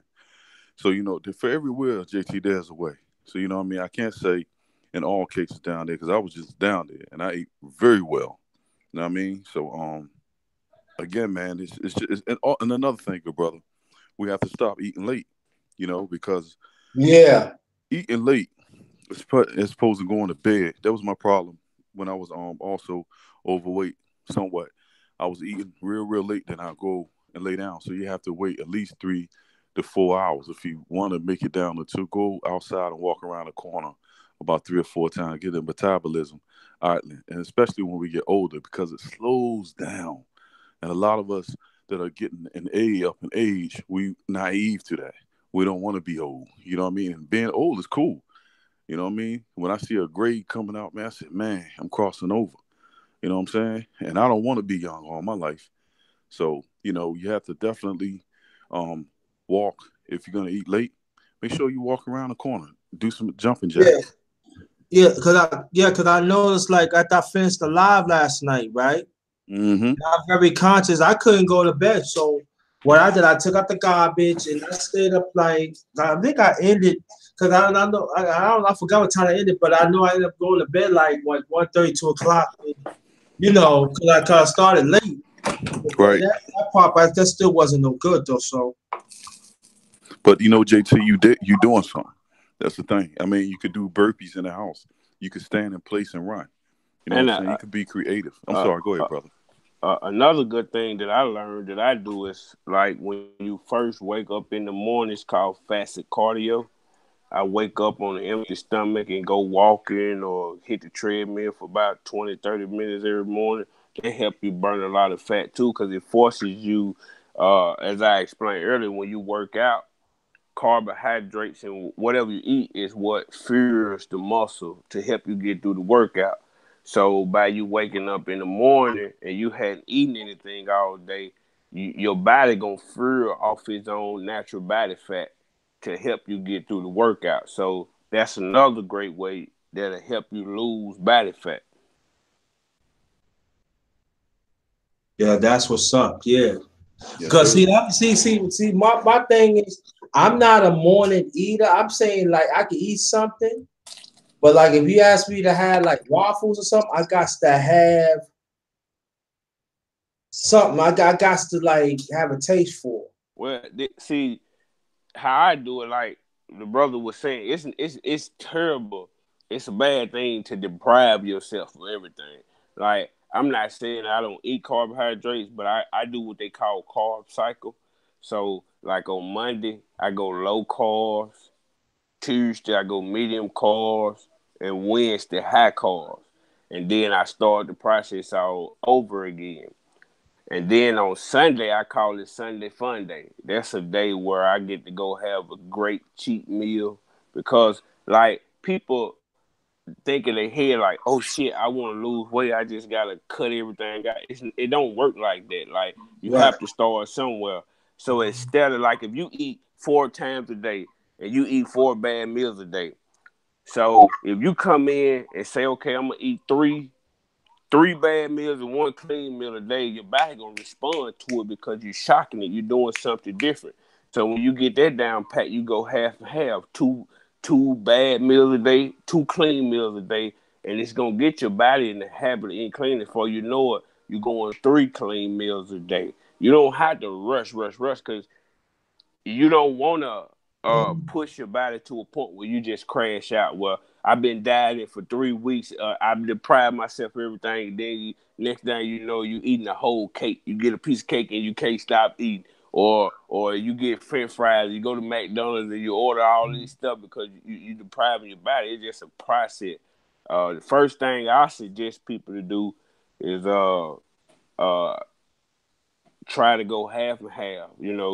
Get you if you eat 4 meals a day, get you 2 clean meals a day, and simply add cardio. And another trick is sodium. How much sodium you taking in? Cutting back on the sodium, using different seasonings, little things like this. Because when you eat sodium causes you to hold a lot of water weight. So once you eat that sodium and your muscles suck it in, all the water that you drink, the muscle gonna suck it in and hold it.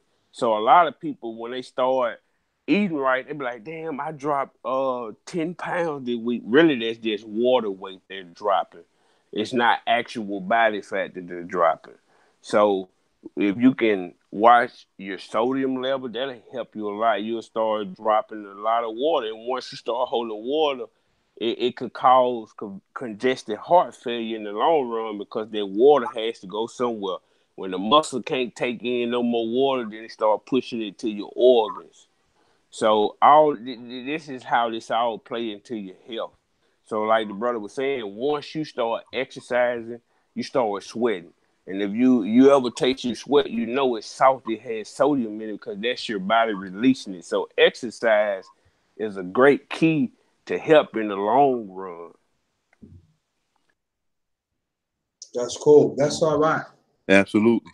That's it. Absolutely. I agree. I agree on that. And that's what like I'm working on like for me as a cook, like, you know, like for instance, like how I'm doing it really to cook this food. I'm very, very careful. You know, what certain things I put in. You know, I'm very strategically when I got older, you know. But Yep. I want to live long, you know what I'm saying? I don't want to live just 20 years. You know what I mean? I Yeah. want to, but at the same time, we have to be more disciplined. Yep. And sometimes for your body, change is not a bad thing. You want to change for the better. Mm-hmm. You know, and I think I think that's the key. We have to discipline ourselves, especially like you have family. You have to be the leader. You That's have right, Jason. you have to set the tone. That's so true. That's the big problem. We don't have no men that's leaders nowadays, man. That's so true. Yeah. So, because back in the day, now, how old are you, Swollen? If you don't mind, I ask. I'm 28. Well, I'll be 28 next month on the 8th. All right. Okay. Okay. 28. Okay. Well, you probably know. Well, me and Malik, we not that far apart, but we remember that AI knocking on women, but the women was the one was cooking. The woman in our community was the one that made sure that we eat right. I mean, the fathers did too. You know what I'm saying? But now we got men and women don't know how to cook. So if you got men and women don't know how to cook, that means they definitely don't know how to cook like the basic stuff that is healthy.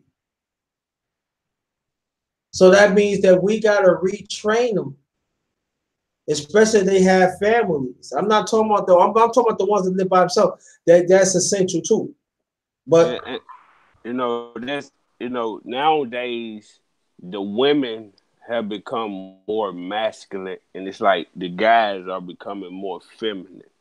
You know what I'm saying? It's like the roles are switching now. Absolutely. The women are going and getting degrees and being successful, and the men are hanging around the corner with their pants off their ass, hanging with the homeboy, don't want to work, don't want to do shit. Yep. Hey, yeah, brother, you know what? To piggyback on what you were saying, man, I have a sister down in Virginia, man, and I kind of like had to, let her know, I'm your brother. Do you realize what you're saying? Do you realize how you saying it? You're talking to? In fact, I'm 2 years older than her, and she's so used to talking to brothers with that swag. She ain't a bulldog or nothing. No, she's straight.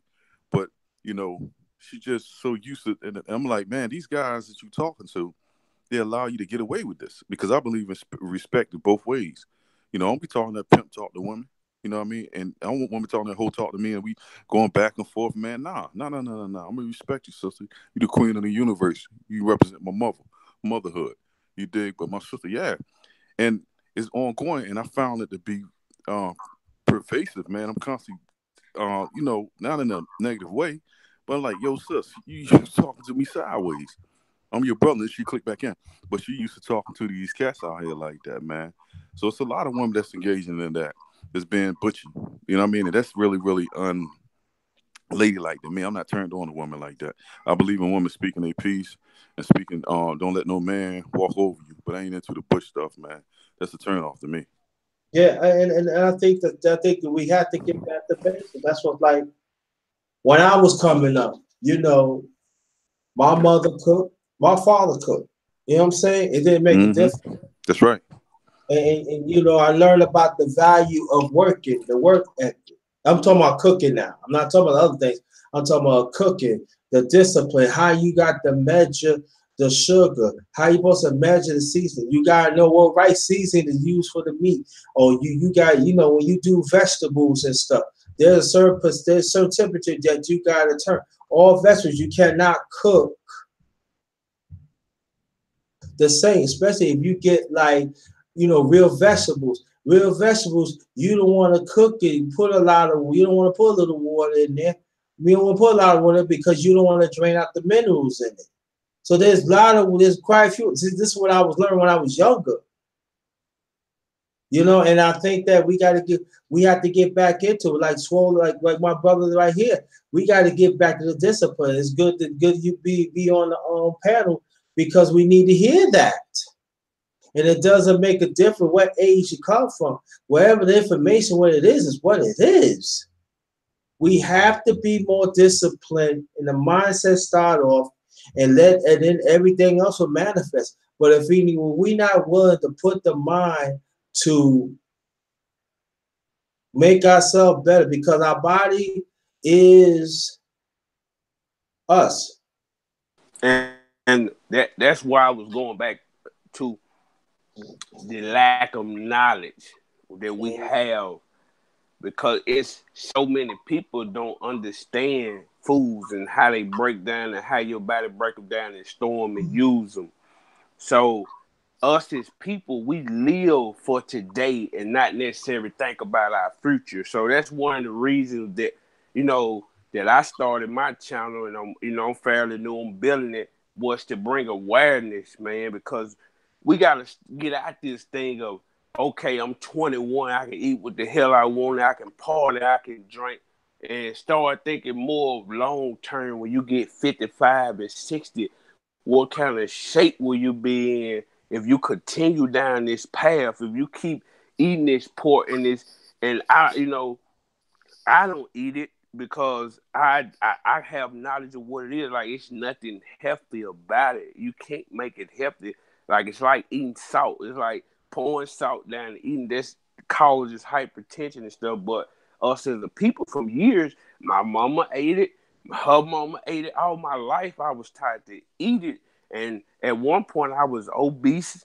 I had hypertension. I was on the borderline of diabetes because I simply just didn't have the knowledge to know better. So once I got the knowledge, my life changed. I became healthier. I'm doing good now. I go to the doctor. All my numbers look good. And it was simply because the way I was eating. My doctor told me I probably wasn't going to make it 32 if I continued to do what I was doing, because I was just stuffing my face down with bad food. I wasn't exercising. I wasn't doing nothing because the people before me didn't have the knowledge to give me. Right. So now that I have it, I'm trying to spread it. Well, on this channel you can, because it's all about knowledge. It's all about improving ourselves. All about inspiration and all that. And I'm happy that you came on here and we talk about that. And then but I want to switch it up a little bit. Have you watched the fight? Oh yeah, I seen it, man. I seen it, and I think that I don't think Charlo was necessarily robbed. It could have went either way. I believe that it could have been the right call was a draw, but Harrison gave him a boxing lesson, man. Yeah, I had to watch that fight three almost four times, man. And Harrison, that dude can fight, man. But you got to beat the champion in order to beat him. Right. So I think it should have been a draw for the most part. But I wasn't really mad at the decision. Trap House has he did out of all the brothers of the LBC, I think Trap House did the best at breaking down that fight, and I had to agree with that brother wholeheartedly, man. Because like you said, man, he got a boxing lesson, man, and you got to watch. I watched the fight in real time at first, and I was on the bandwagon with everybody else talking about he got robbed. But then let me go back and watch this fight again. I watched it again, and then I watched it for the third time. That boy Harrison could fight. He figured him out, man. See, Charlo went in there thinking that he could just get a knockout, man. Nah, sometimes you got to box, man, to get that knockout. So his boxing skills it wasn't like Harrison's, who so much was superior, man. It was a science to what he did. And as far as his brother took a whipping too from a left hand. I was shocked that their performances, man, very, very shocked, man. Something was in the water, something. Because that white guy could have easily been a draw, man. I mean, because he was straight down the middle, man. But yeah, Brazil did his thing though, dominate Brazil. But yeah, I'm gonna pass the mic. All right. Have you watched the fight? Or Mike? I watched it. Okay. In my opinion, that it comes back to depending on power. Charlo depended on his power too much. He went head hunting. He did not use his boxing skills because he had skills. His trainer, I don't know what was on his mind. He kept telling him to be aggressive and go forward.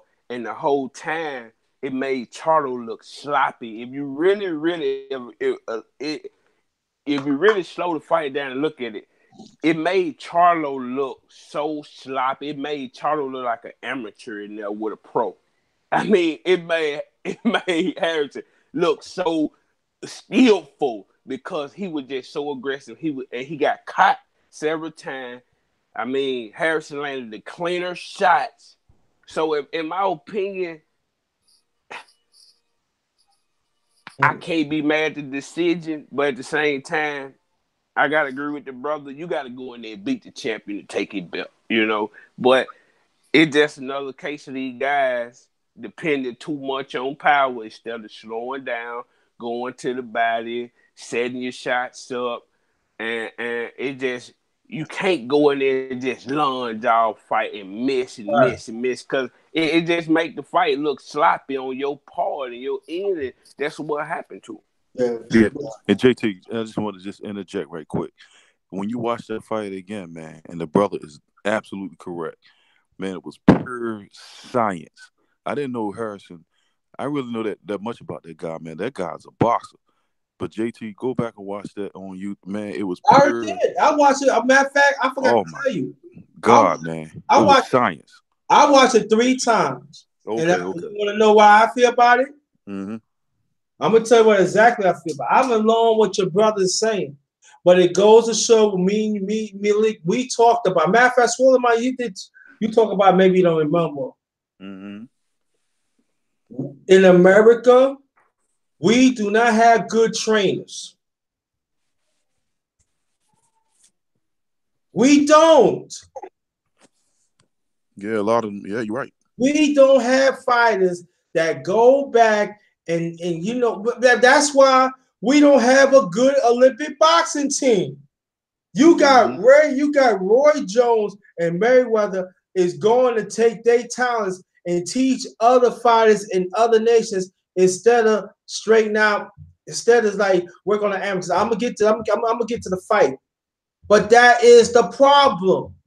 Mostly all the good trainers is gone or they retired. Now I get to that fight. I see quite a few wrongs that Charlo did. Yep. And JT, I'm gonna also say this too. Trap House and that same. I suggest you go and listen to it, man. He did. It's a phenomenal and a lot. I mean, the analysis that he did on the fight, and he also said this too. If they have a rematch, it's a punch. It's a lucky punch in hell that he'll beat Harrison. Harrison figured that dude out, man. I mean, this dude need to go back and learn how to box I'm straight gonna up. tell you like this though. A lot of these fighters, they don't work on their fundamentals. I'm talking about sidestep or puncher. I'm talking about how you side when you know they come forward, you know how to sidestep them. You make them be over, make them commit. So when they all bounce, you can get your 1, 2, 3. If Chow would have took his time, you would have broke him down. Go to the body. If he want to go straight forward, you make him move his feet. You tie him out. If he go forward, of course he ain't gonna never go forward because you is a sitting duck. You gotta move Harrison. You gotta make him commit because if you make him commit when you go lateral, it's gonna be openings. It's gonna Mm-hmm. be some body shots. You can move your head a little bit. Do the fake shift. Make commit. Bang, boom, bang. JT, did you hear what Harrison said after the fight? Mm-hmm. He was in the ring. He said, "Man, I done been in gyms. I never sparred this dude, but I seen him spar. He seen me spar." He said, "Man, I see fighters like him all the time going for that one shot, man." He said, "I knew what he was gonna do." He said, "That stuff don't work on me." And it was science, man. That was pure science. And even when he was coming forward, man, he was countering him. I mean, man, that's the best boxing match I've seen in a long time. Because That, because because he knows. Listen, we're not saying that Shaw is talented. Don't get me wrong. I'm saying he could bounce back and he can still have an excellent career. Because sometimes when you get a loss, you straighten things out. You end up having an outstanding career. But I'm saying like this though. These fighters got to go back to fundamentals. And and I talk to some people at LDBC, and sometimes that's what it's all about. You just cannot do the same thing all the time. You have to learn the box. You gotta learn to be patient. You gotta let the you have to let your you gotta learn how to fight different ways. You gotta learn how to give people different looks. And I'm talking about defense. Get him a certain look to give him something to think about. Of course, he gonna come beat you because you going straight forward. You ain't got nothing to because he knows that you trying to go for the bomb. So every time you go for the bomb, he tight you out. So what happened? He tight you up. That means he put his weight on you and getting you tired. You don't know how to swing out of that. That's fundamentals. Head, head hunting. See, that's what I'm saying. Like, that's why I don't agree with Charlo coach because if it was me in there, I would have said, man, settle down, pump your Ain't jab, coming get out, your mama. jab going. Get your jab going. Go to the body. Slow them down. You will get them. Stop head hunting. Stop chasing. And also, Charlo really pissed me off in the post fight when Harrison told him, they said, hey, man, you gave me a chance. I give you a rematch. And Charlo holler about he don't want a rematch. He like, fuck it then. I go fight her. I'm like, damn, Charlo, you finna fuck around and let her get another scrap up on you, man. What Yep. the hell is you doing? That's what he said. That's what he said because he probably know why he said that. In my opinion, he said that, man, because that was probably the hardest fight he ever fought in his life, man. He don't want no more of that because what happened, Harrison going back to the lab, and he's gonna capitalize on things he should have did as opposed to just counter punching that one shot. It should have been 1, 2, 3. You know what I mean? He probably would have knocked him out, man. I mean, Harrison, and when he came out there, man, I never seen Harrison this cut, this muscle bout. I mean, he went to the drawing board because he just got knocked out by Hurd. So the dude, man, just went back in the gym. He bulked up, man. That dude ain't playing no games, man. But Charles said he don't want to fight him. He want to fight Hurd. That was weird, brother. What you No, say? no, no, no. Get your title back and you let her wait. He ain't in it. That's the thing. The dude is not. That's what the brother was saying. He's not interested. That was a butt whipping, man. Just go back and look at that.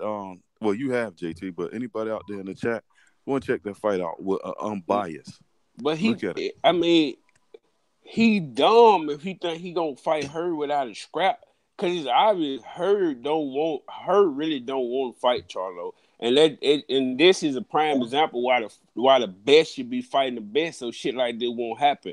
Because it's so much money to be made in boxing, but all the top guys keep ducking each other, keep coming up with tactics and shit, talking about A side, B side, cause they don't want to fucking fight each other. Just like the welterweight division, Keith Thurman, Earl Spence, all the guys need to be fighting. They keep coming up with fucking excuses and shit. You gonna go fight Mikey? What if Mikey go in there and get a lucky punch and knock your ass out? How much money you miss not fighting Terrence Crawford to Yeah, fight? he brother him on no problem. All that the boogeyman talk when it came to Terrence Crawford, it fell on deaf ears. He don't want no problem. Let me He go fight don't this little want man. no smoke. And that's None. why I be telling motherfucker, he my boy. I like him, but I gotta call the truth. If Yeah, and I'm gonna tell Terrence you Crawford, something, bro. I'm gonna tell you something else about that fight, man. That Spence fight, man. I'm streaming that. I used to support that dude. I was get that pay per view. I'm streaming that, man. You know what I mean? You don't want to fight this man right here, this pound for pound that's been calling you out. I mean, he bringing that same energy that you had towards Keith. Now, I found it to be Keith Thurman, Danny Garcia, Sean Porter. He talking all that smack. And then this man step up and say, man, you know what? I want the smoke. You know what I'm saying? And you punking. Don't nobody want Terrence Crawford, man. He's I, a problem. after Spence told the man, when they asked Eric Spence about Terry Crawford, Eric Spence said, oh, if he get a scrap, we can make it happen. Now this man got a scrap. He calling you out, and you don't want no smoke with him. You talking about at the end of 2019 and shit like this, man. This shit don't make no sense what's going on in It don't, boxing. man. It don't. And see, what happened yesterday is a sign when you allow the fight to marinate. All this ducking. You see what happened to Charlo? He ain't gonna be the only one. They're gonna send a message to a couple of them. Now let him go 12 rounds with that lower man. Watch they get a fight to the lower man. They're gonna send a message to him too. All that ducking, man. It's Oh, Man, disgraceful. legendary Top Cat. Sorry, legendary Top Cat. Welcome. I'm sorry. Go ahead. I'm sorry. Go ahead. Go ahead. No, that's just like AJ right now. What's going on over there, man, is groundbreaking because the UK fans are waking up. to the foolishness that's going on over there, man. That between Eddie Hearn and Matchroom Boxing, and they turned it on this cat, and now the popularity of Deontay Wilder is skyrocketing up to the sky. So here's a guy that was the most popular heavyweight. Now he ain't even being talked about. They talking about Tyson Fury. They talking about people that want to fight even Dillian White. This dude is, man, he's a chump, man. And then he disrespected people over there, man, by not fighting the people they want him to fight. He going to get all these belts. He's a paper champion. They Tyson Fury belts. And so all on Tyson Fury belt. Yeah, It's and just Tyson a Fury, souped up hype job. bingo. Tyson Fury will box circles around that chump. So man, And, the fans is tired, brother. What you say?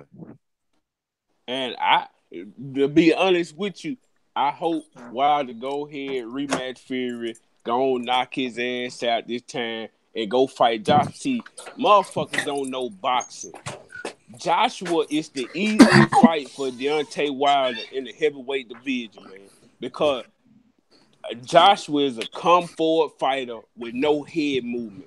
That's He right. can't do what Tyson Fury did to Wild. Tyson Fury is skilled, has a lot of head movement. Joshua head gonna be there when Wilder swing. They'll understand. That's right. And another thing too, brother. Now you think that Fury fight is gonna be some work, and it is. He's gonna knock him out next go around. Man, imagine all that anger and all that playing games that Eddie Hearn and Joshua did. He gonna destroy Joshua 3 rounds. Yeah. It's not gonna be a KO.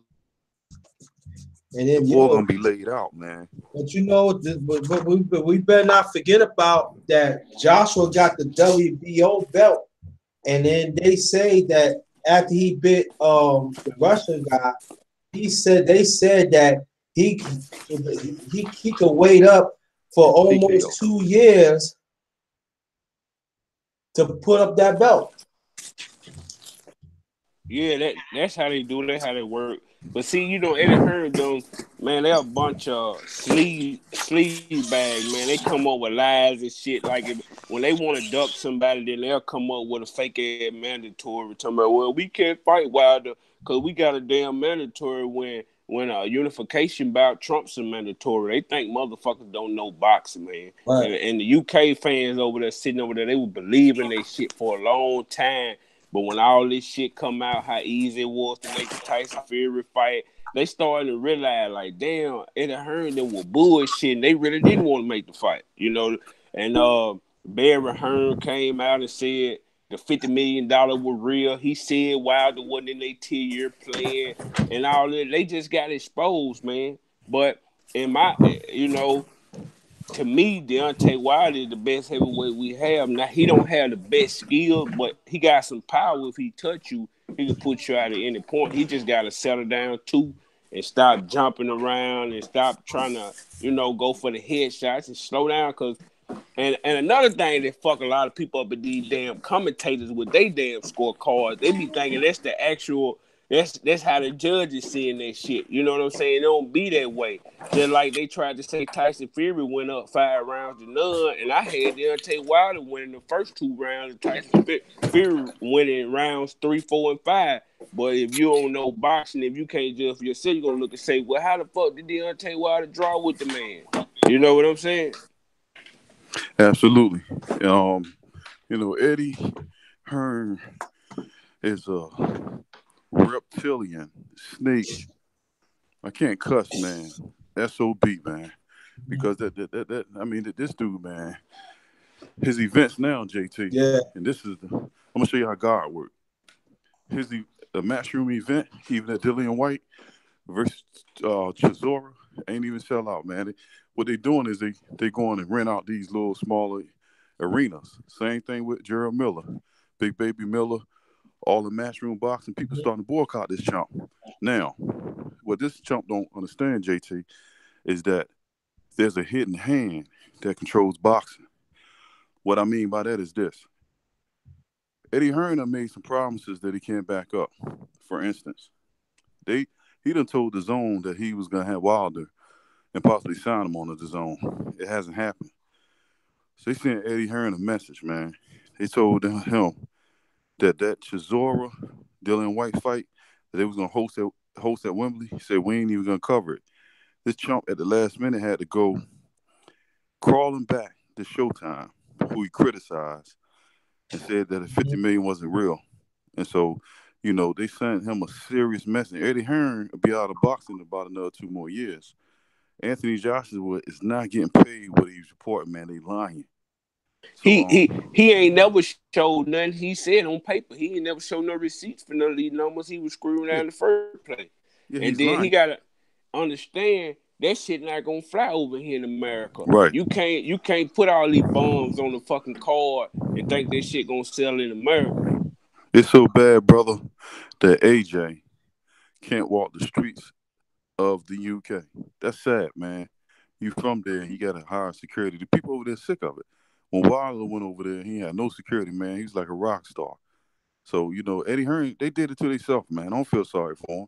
You And know, that's why they trying to make the Wilder fight now because they need it, man. And Hearn in they, a lot of trouble. He in a lot of shit. Even Canelo didn't do good on his own. His number was so low his own refused to report it, man. yeah, they did. Yeah, Canelo did horrible, man. And the thing about it is, most people forget Eddie Hearn taught us the zone stuff and the American takeover crap. But that chump ain't no JT. Is this? Check this one out.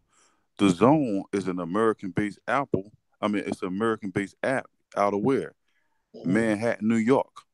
That's an American company, and the owner of the Zone is from upstate New York. So Eddie Hearn talking this old UK stuff. The money's over here, man. The control, all the networks is over here. And so this cat, man, the real white folks, when they came to him and say, "Look, man, we tired of your stuff, man. We gave you $500 million to make these fights, and we need to see some profit." So that's why they all, man, I don't blame Wilder. I wouldn't do it. No, no, no, no, no, no, no. 50-50, or we can't even talk. So Eddie Hearn is going to lose. And Showtime can get tired of it, too. They're going to get tired of it, man. So this is the head and hand that's putting this boy back in this place, man. Lying to the people, man. Let me tell you, the head and hand, the mafia run that, man. The ones you don't even see, man. Well, you can't prove it, but even though it's a hidden hand. And that's what the zone sent them a message. Say, we will not be hosting White and Chisora. You take that elsewhere. And he And, lucky Showtime picked it up because it was going to be on free television, man. But Eddie Hearn did that to himself, man. I don't feel sorry for him. Then he and comes out, brother. Evidently, they finished with Joshua, too. Then he comes out, all this the zone talk, out of the clear blue, and comes out and say, well, Joshua, he's not signed to an exclusive network contract. He could fight on any network. Out of the clear blue. Now, what happened, bro? Let me tell you what happened. They dropped him. They said, you can go elsewhere. You know what I mean? Because they losing too much money with this playing around, man. You know what I mean? So AJ will never be the same after this, man. I really, really feel sorry for the young man. well, AJ couldn't be a star on the zone because, like you said, the zone is American-based app. Josh was not big in America. They need Deontay Wilder to have a big fight in America. He controlled the heavyweight division. Tyson Fury, if he want to make some real loop and some real money, he got to come rematch Wilder because all the motherfuckers talking about, well, they put 100,000 people in Wembley, but none of their fights is in the top five of the highest purses in the history of boxing. You see what I'm saying? Yeah, Mayweather them putting 13, 14, 15,000 in. They got number one fight ever, highest paid fight, most money made, and all this shit in America. The money is in America. America is the absolutely. mecca of boxing, man. Absolutely. And you know what, brother? I like what the Don of boxing, man, what Al Heyman did, which was a total, total, total, total. Not I ain't gonna say it was disrespectful, but it really, really put Matchroom all with I mean out of business for real. He has a contract. Al Heyman has a contract with Showtime. He got the PBC on Fox, and he also has something going on with Showtime, Fox, and FS1, the other FX Fox, One. Yeah, yeah. yeah, FX One. And but now he just went over there and signed a 15 fight deal over there in Europe with the number one sports channel in Europe. And Eddie Hearn went off, man. He said he made a video. That's not good for boxing. He's overpaying these boxers. He's doing it all up in other people's business, man. But what they doing is now, the stuff that AJ was saying about it was gonna freeze Wild out. Nah, everybody getting together. Al Heyman got Golden Boy. He got Top Rank. And then he went and got the PBC fighters, man. Everybody, they sat at a table. We said, we're going to freeze this dude out. We're going to make that dude fight Wilder. So Eddie Hearn going to come to Wilder, and he's going to be so bad and bent down, man. It's going to be 60-40 Wilder. You know what I mean? Watch what I say. Watch what I say. Because Eddie It Hearn gotta ain't making be. no money. Watch. Especially that's why they never talk. That's why in the beginning they didn't want to come to America. Why the A side in America? If you talking America, why the A side? Now you go over there and hit a little country, yeah. But just it's simple and plain, man. 50-50 split. Bring that shit to the United States, and they're probably a damn near $200 million fight, man, over here in Absolutely. Vegas. Absolutely. And because all them referees, man, matchroom be paying the referees the cheap for them fighters, man. So I don't blame Wilder for that. No, Wilder got the number one belt. That WBC, that's the number one most lucrative heavyweight belt. All the other stuff, all the other That's stuff a is paper. historical belt. That's right. The most prestigious belt in boxing. Mm-hmm. Yeah, man. So I'm tired of the effery too, man. And enough is enough. Everybody's tired, man. And I couldn't believe, man, that you got UK. It's the UK LDBC, man. They be in these chats, man. They going in on it, and they ain't acting. They sick of them. Their eyes opening up to all the bullshit, man. Mm-hmm. I feel like this, yo, that we. I'm tired. It's like this, yo. Listen, if you don't want to fight, we ain't paying for that fight. I'm sorry. These fights should be on regular TV now. Why I'm going to pay $45, $50, or $60 for a bullshit fight? That especially is not championship. I agree with you 100%. If y'all motherfuckers, the man can't fight the man, I don't want to pay for shit. I just want to turn free TV on and watch that motherfucker.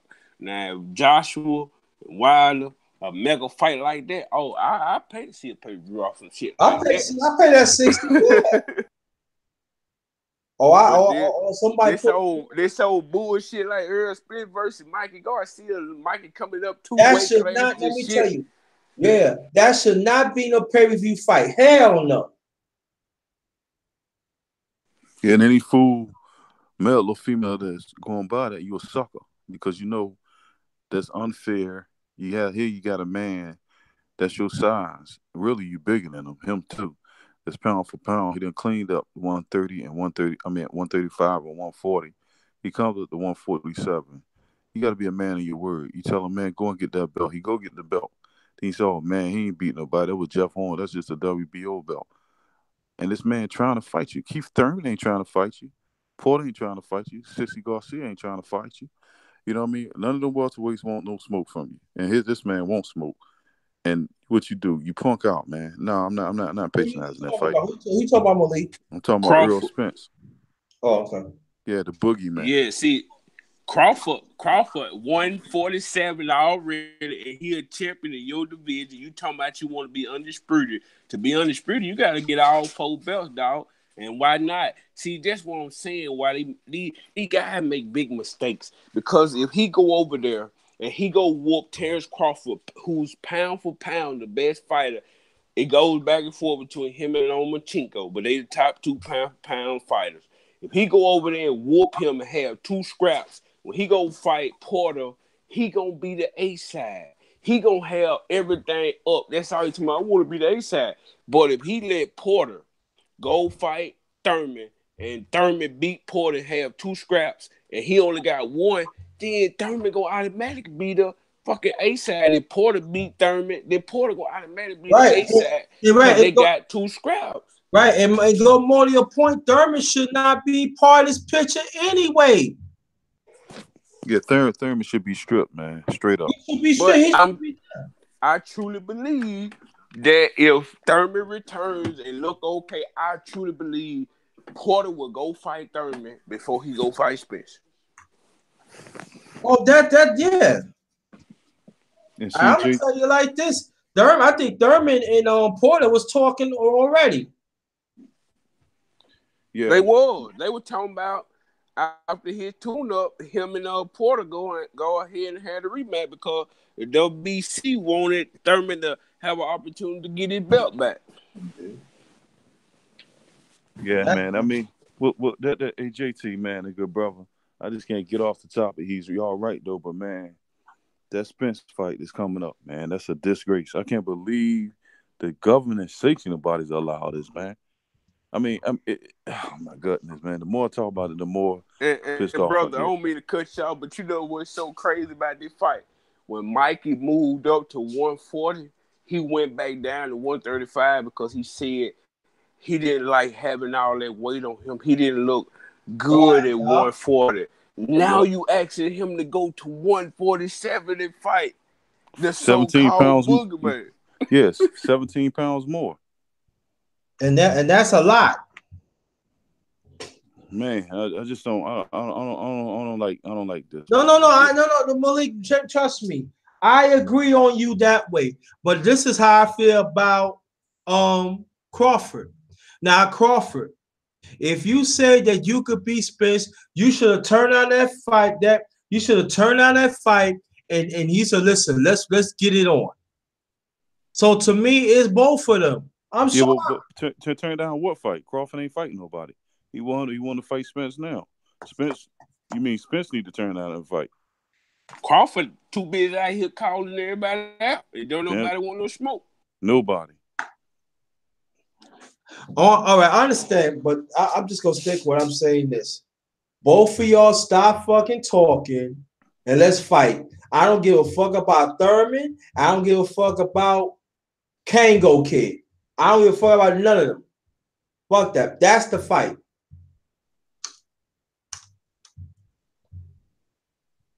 Yeah, man. But you're right though, JT. Man, it's sad, man, because we can have some classic fights, man. We can even have a duel or even a trilogy, man. These cats don't want to fight, man.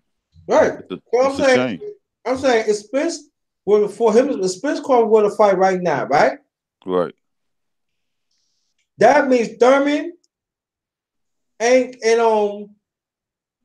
Porter, they have to put up their straps.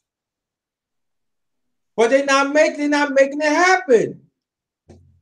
Yeah, And the man. sad part about all this shit, they all PBC fighters. None in the way except for Crawford. But that's what I don't understand. Spence keep hollering about he gonna try to get the people that's on the same side of the street as him. But hell, they don't want to fight you. All y'all PBC fighters and y'all can't sit here and make a fucking match. It ain't nothing to it. Y'all all PBC fighter. Then you got the dude, Terry Crawford, ready to make the fight, ready to sit there and negotiate with you. And all you holler about, man, I couldn't get a fight. Your whole sad story when you the boogeyman, nobody wanted to fight you. You couldn't get no good fight. No good people wanted to fight you. And here go a man who come up, get a scrap, call you out, and you like, nah, I'm good. Well, let's look for the end of 2019. It don't make no sense. Yeah, You it gotta was. be scared. You Oh, yeah, gotta yeah, be yeah. scared. I was real. I don't like to call boxer scared, man. But what I will say, brother, I concur with you. I was really disappointed in Spence. I used to be a Spence junkie, man. I had put all this stuff down, man. I said, man, this dude, all this time, man, was talking about dumb, and then he get the same action for somebody that ain't scared of him. He don't want no problem. And I mean, you know what the crazy thing about it? That Spencer's not thinking? Crawford is older than you. yeah, but by 2 years, that's all. All right, but I'm saying, in boxing that means a lot. It does. But he don't, and you don't want to. I just, you know. It's like they don't want no money.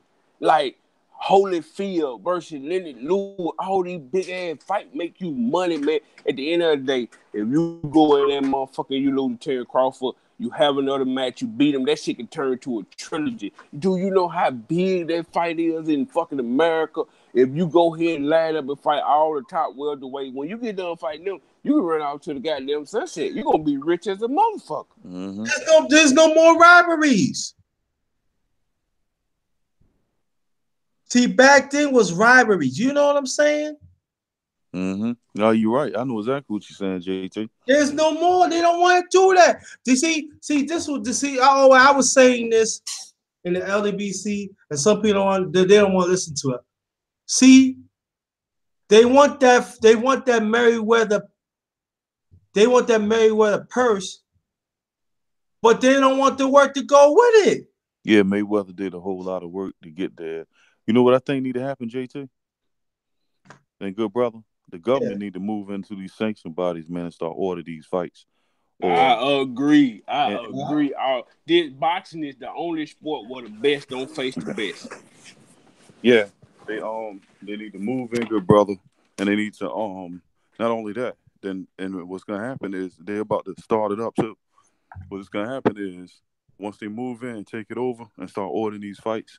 If you don't fight, then what they're gonna do is snatch your license. You'll never ever be able to fight again. That's what I'm saying. And that's exactly I said the same thing. Listen, oh, so you don't want to fight the best? So, I license gone.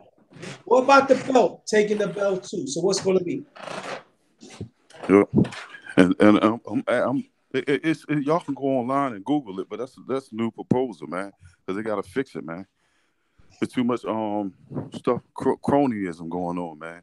And And never I don't know, and I don't understand why the same promoters is getting over. Like Bob Aaron, he been that shit for over 50 fucking years. You know, I'm saying like he's a crook. yeah, absolutely. You know what Absolutely. he's doing. And I'm saying like this though too, and I with you, Malik, but this is how I feel like this too. And I'm blaming somewhat to Crawford too. Yeah, you talking right now. He could go to him and say, look, Aaron, I want this fight. I don't want to keep on talking. I need that fight.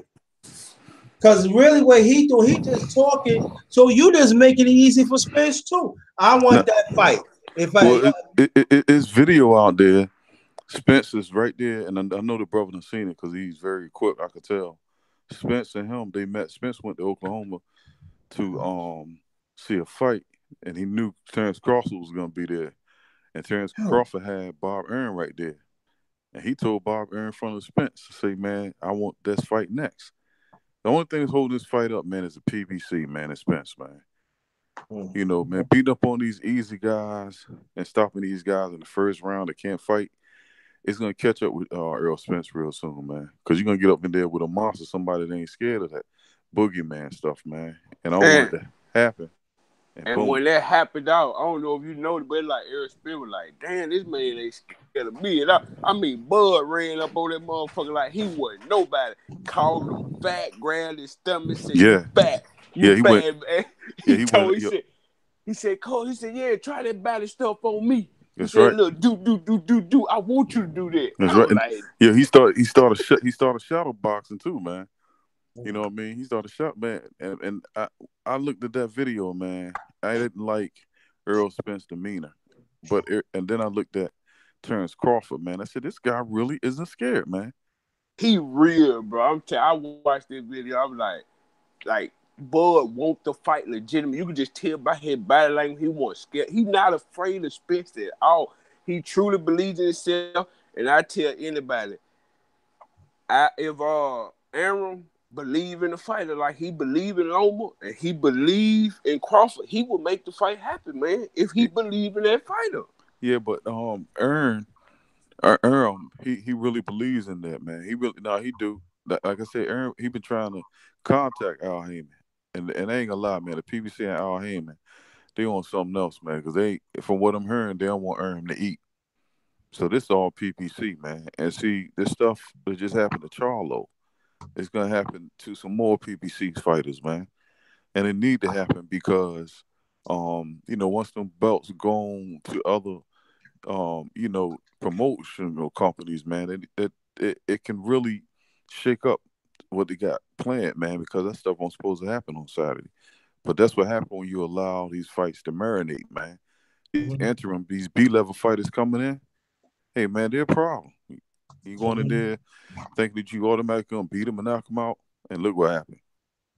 Yeah, yeah, I understand what you're saying, I'm gonna take, but I say this though, these fighters, we got, these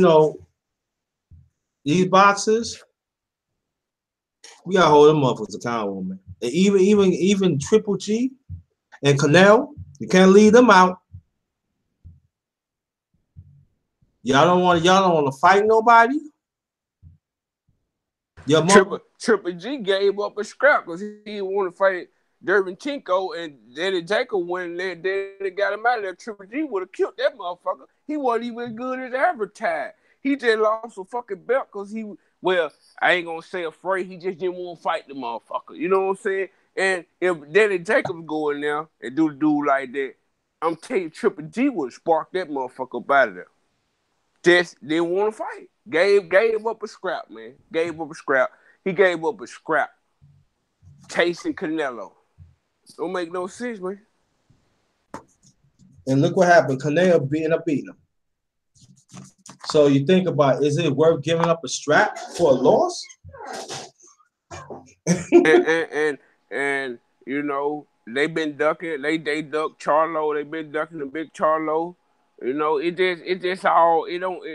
they all missing money. And us as fans, now that we got social media, we got all these platforms, we got these big groups and stuff going on, man. We have more of a voice, man. I just think we gotta start expressing this shit.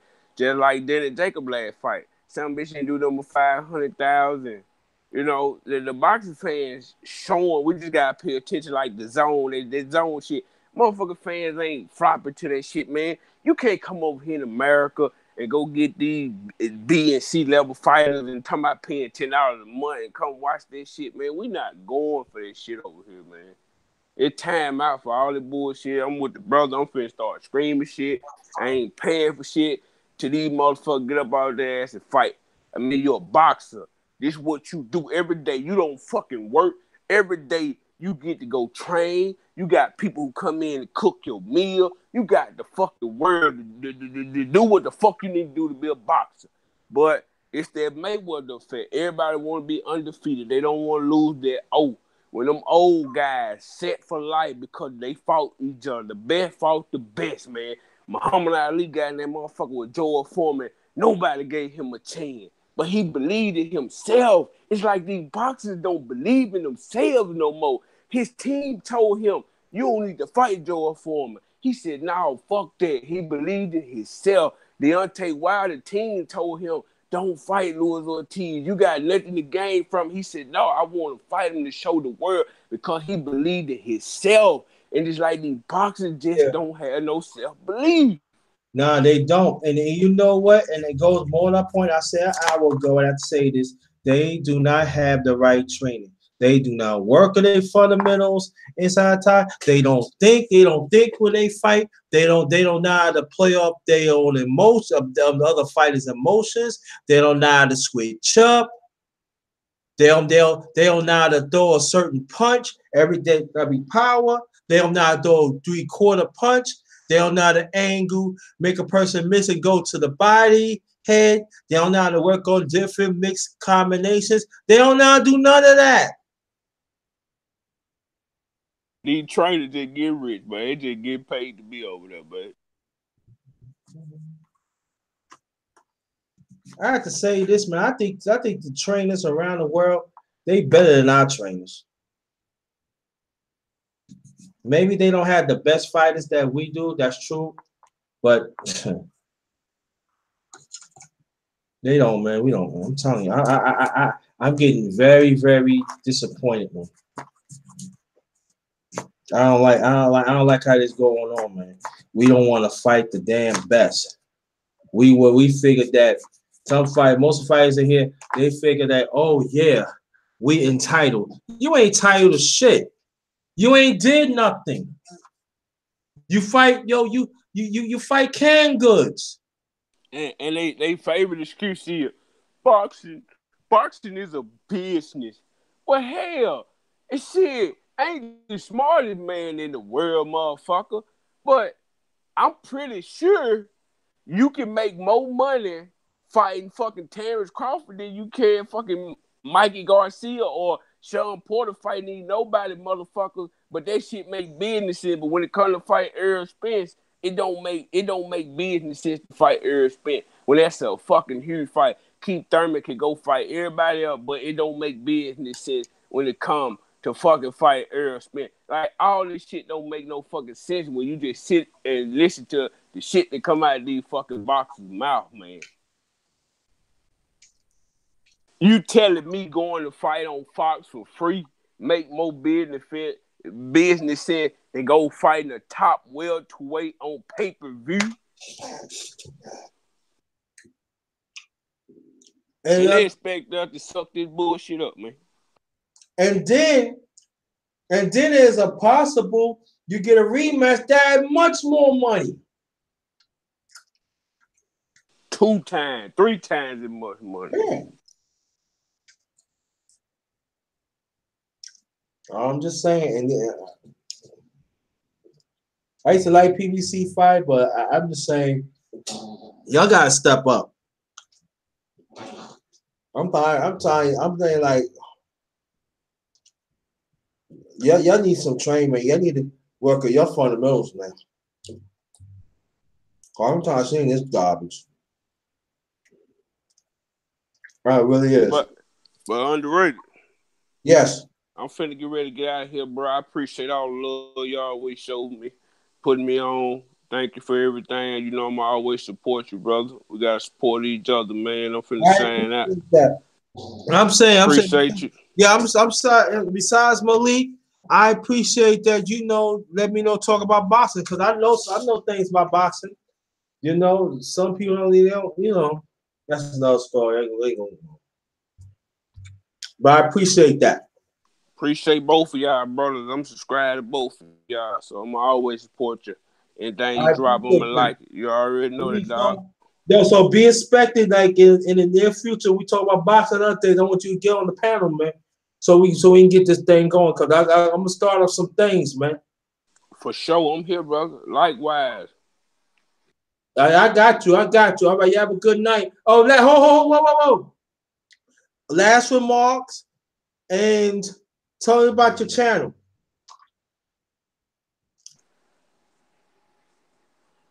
Hello, can you hear me? Yeah. Oh yeah. Shit, enjoy talking that boxing talk with y'all boy tonight. I just want to see the best fight, the best tired of these fans getting robbed.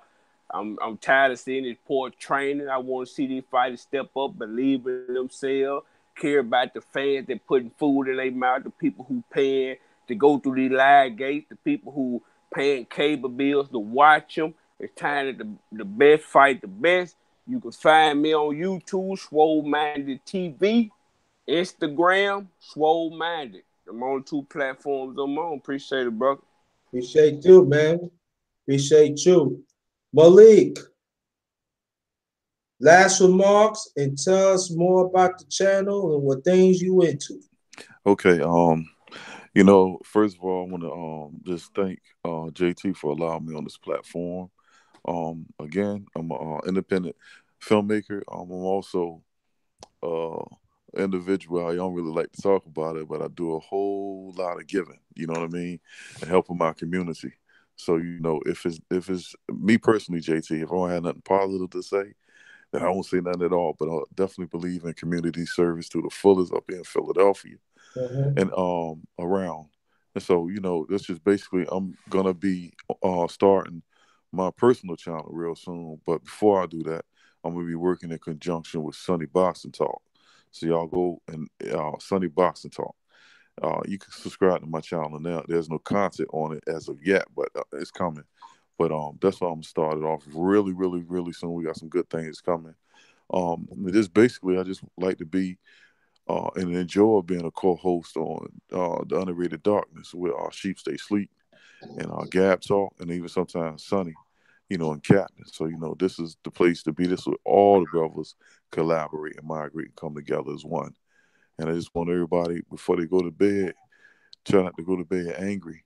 Try to to forgive and pray to God that you become a better person and you learn from your mistakes. And having said that, man, I'm gonna let you go on that, JT. God Yeah, bless you. yeah. Stay right there because I want you. I'm gonna call out with you. I'm gonna dedicate this live stream to my late father, Herschel Nathan Thomas. I got the middle name from him. You know, we didn't have like the best relationship, but I learned lessons from him, even like of cooking, the discipline, the karate, how to make people happy. And we chopped it up tonight. Maybe it was quite a few people was in there too. More much as like 18.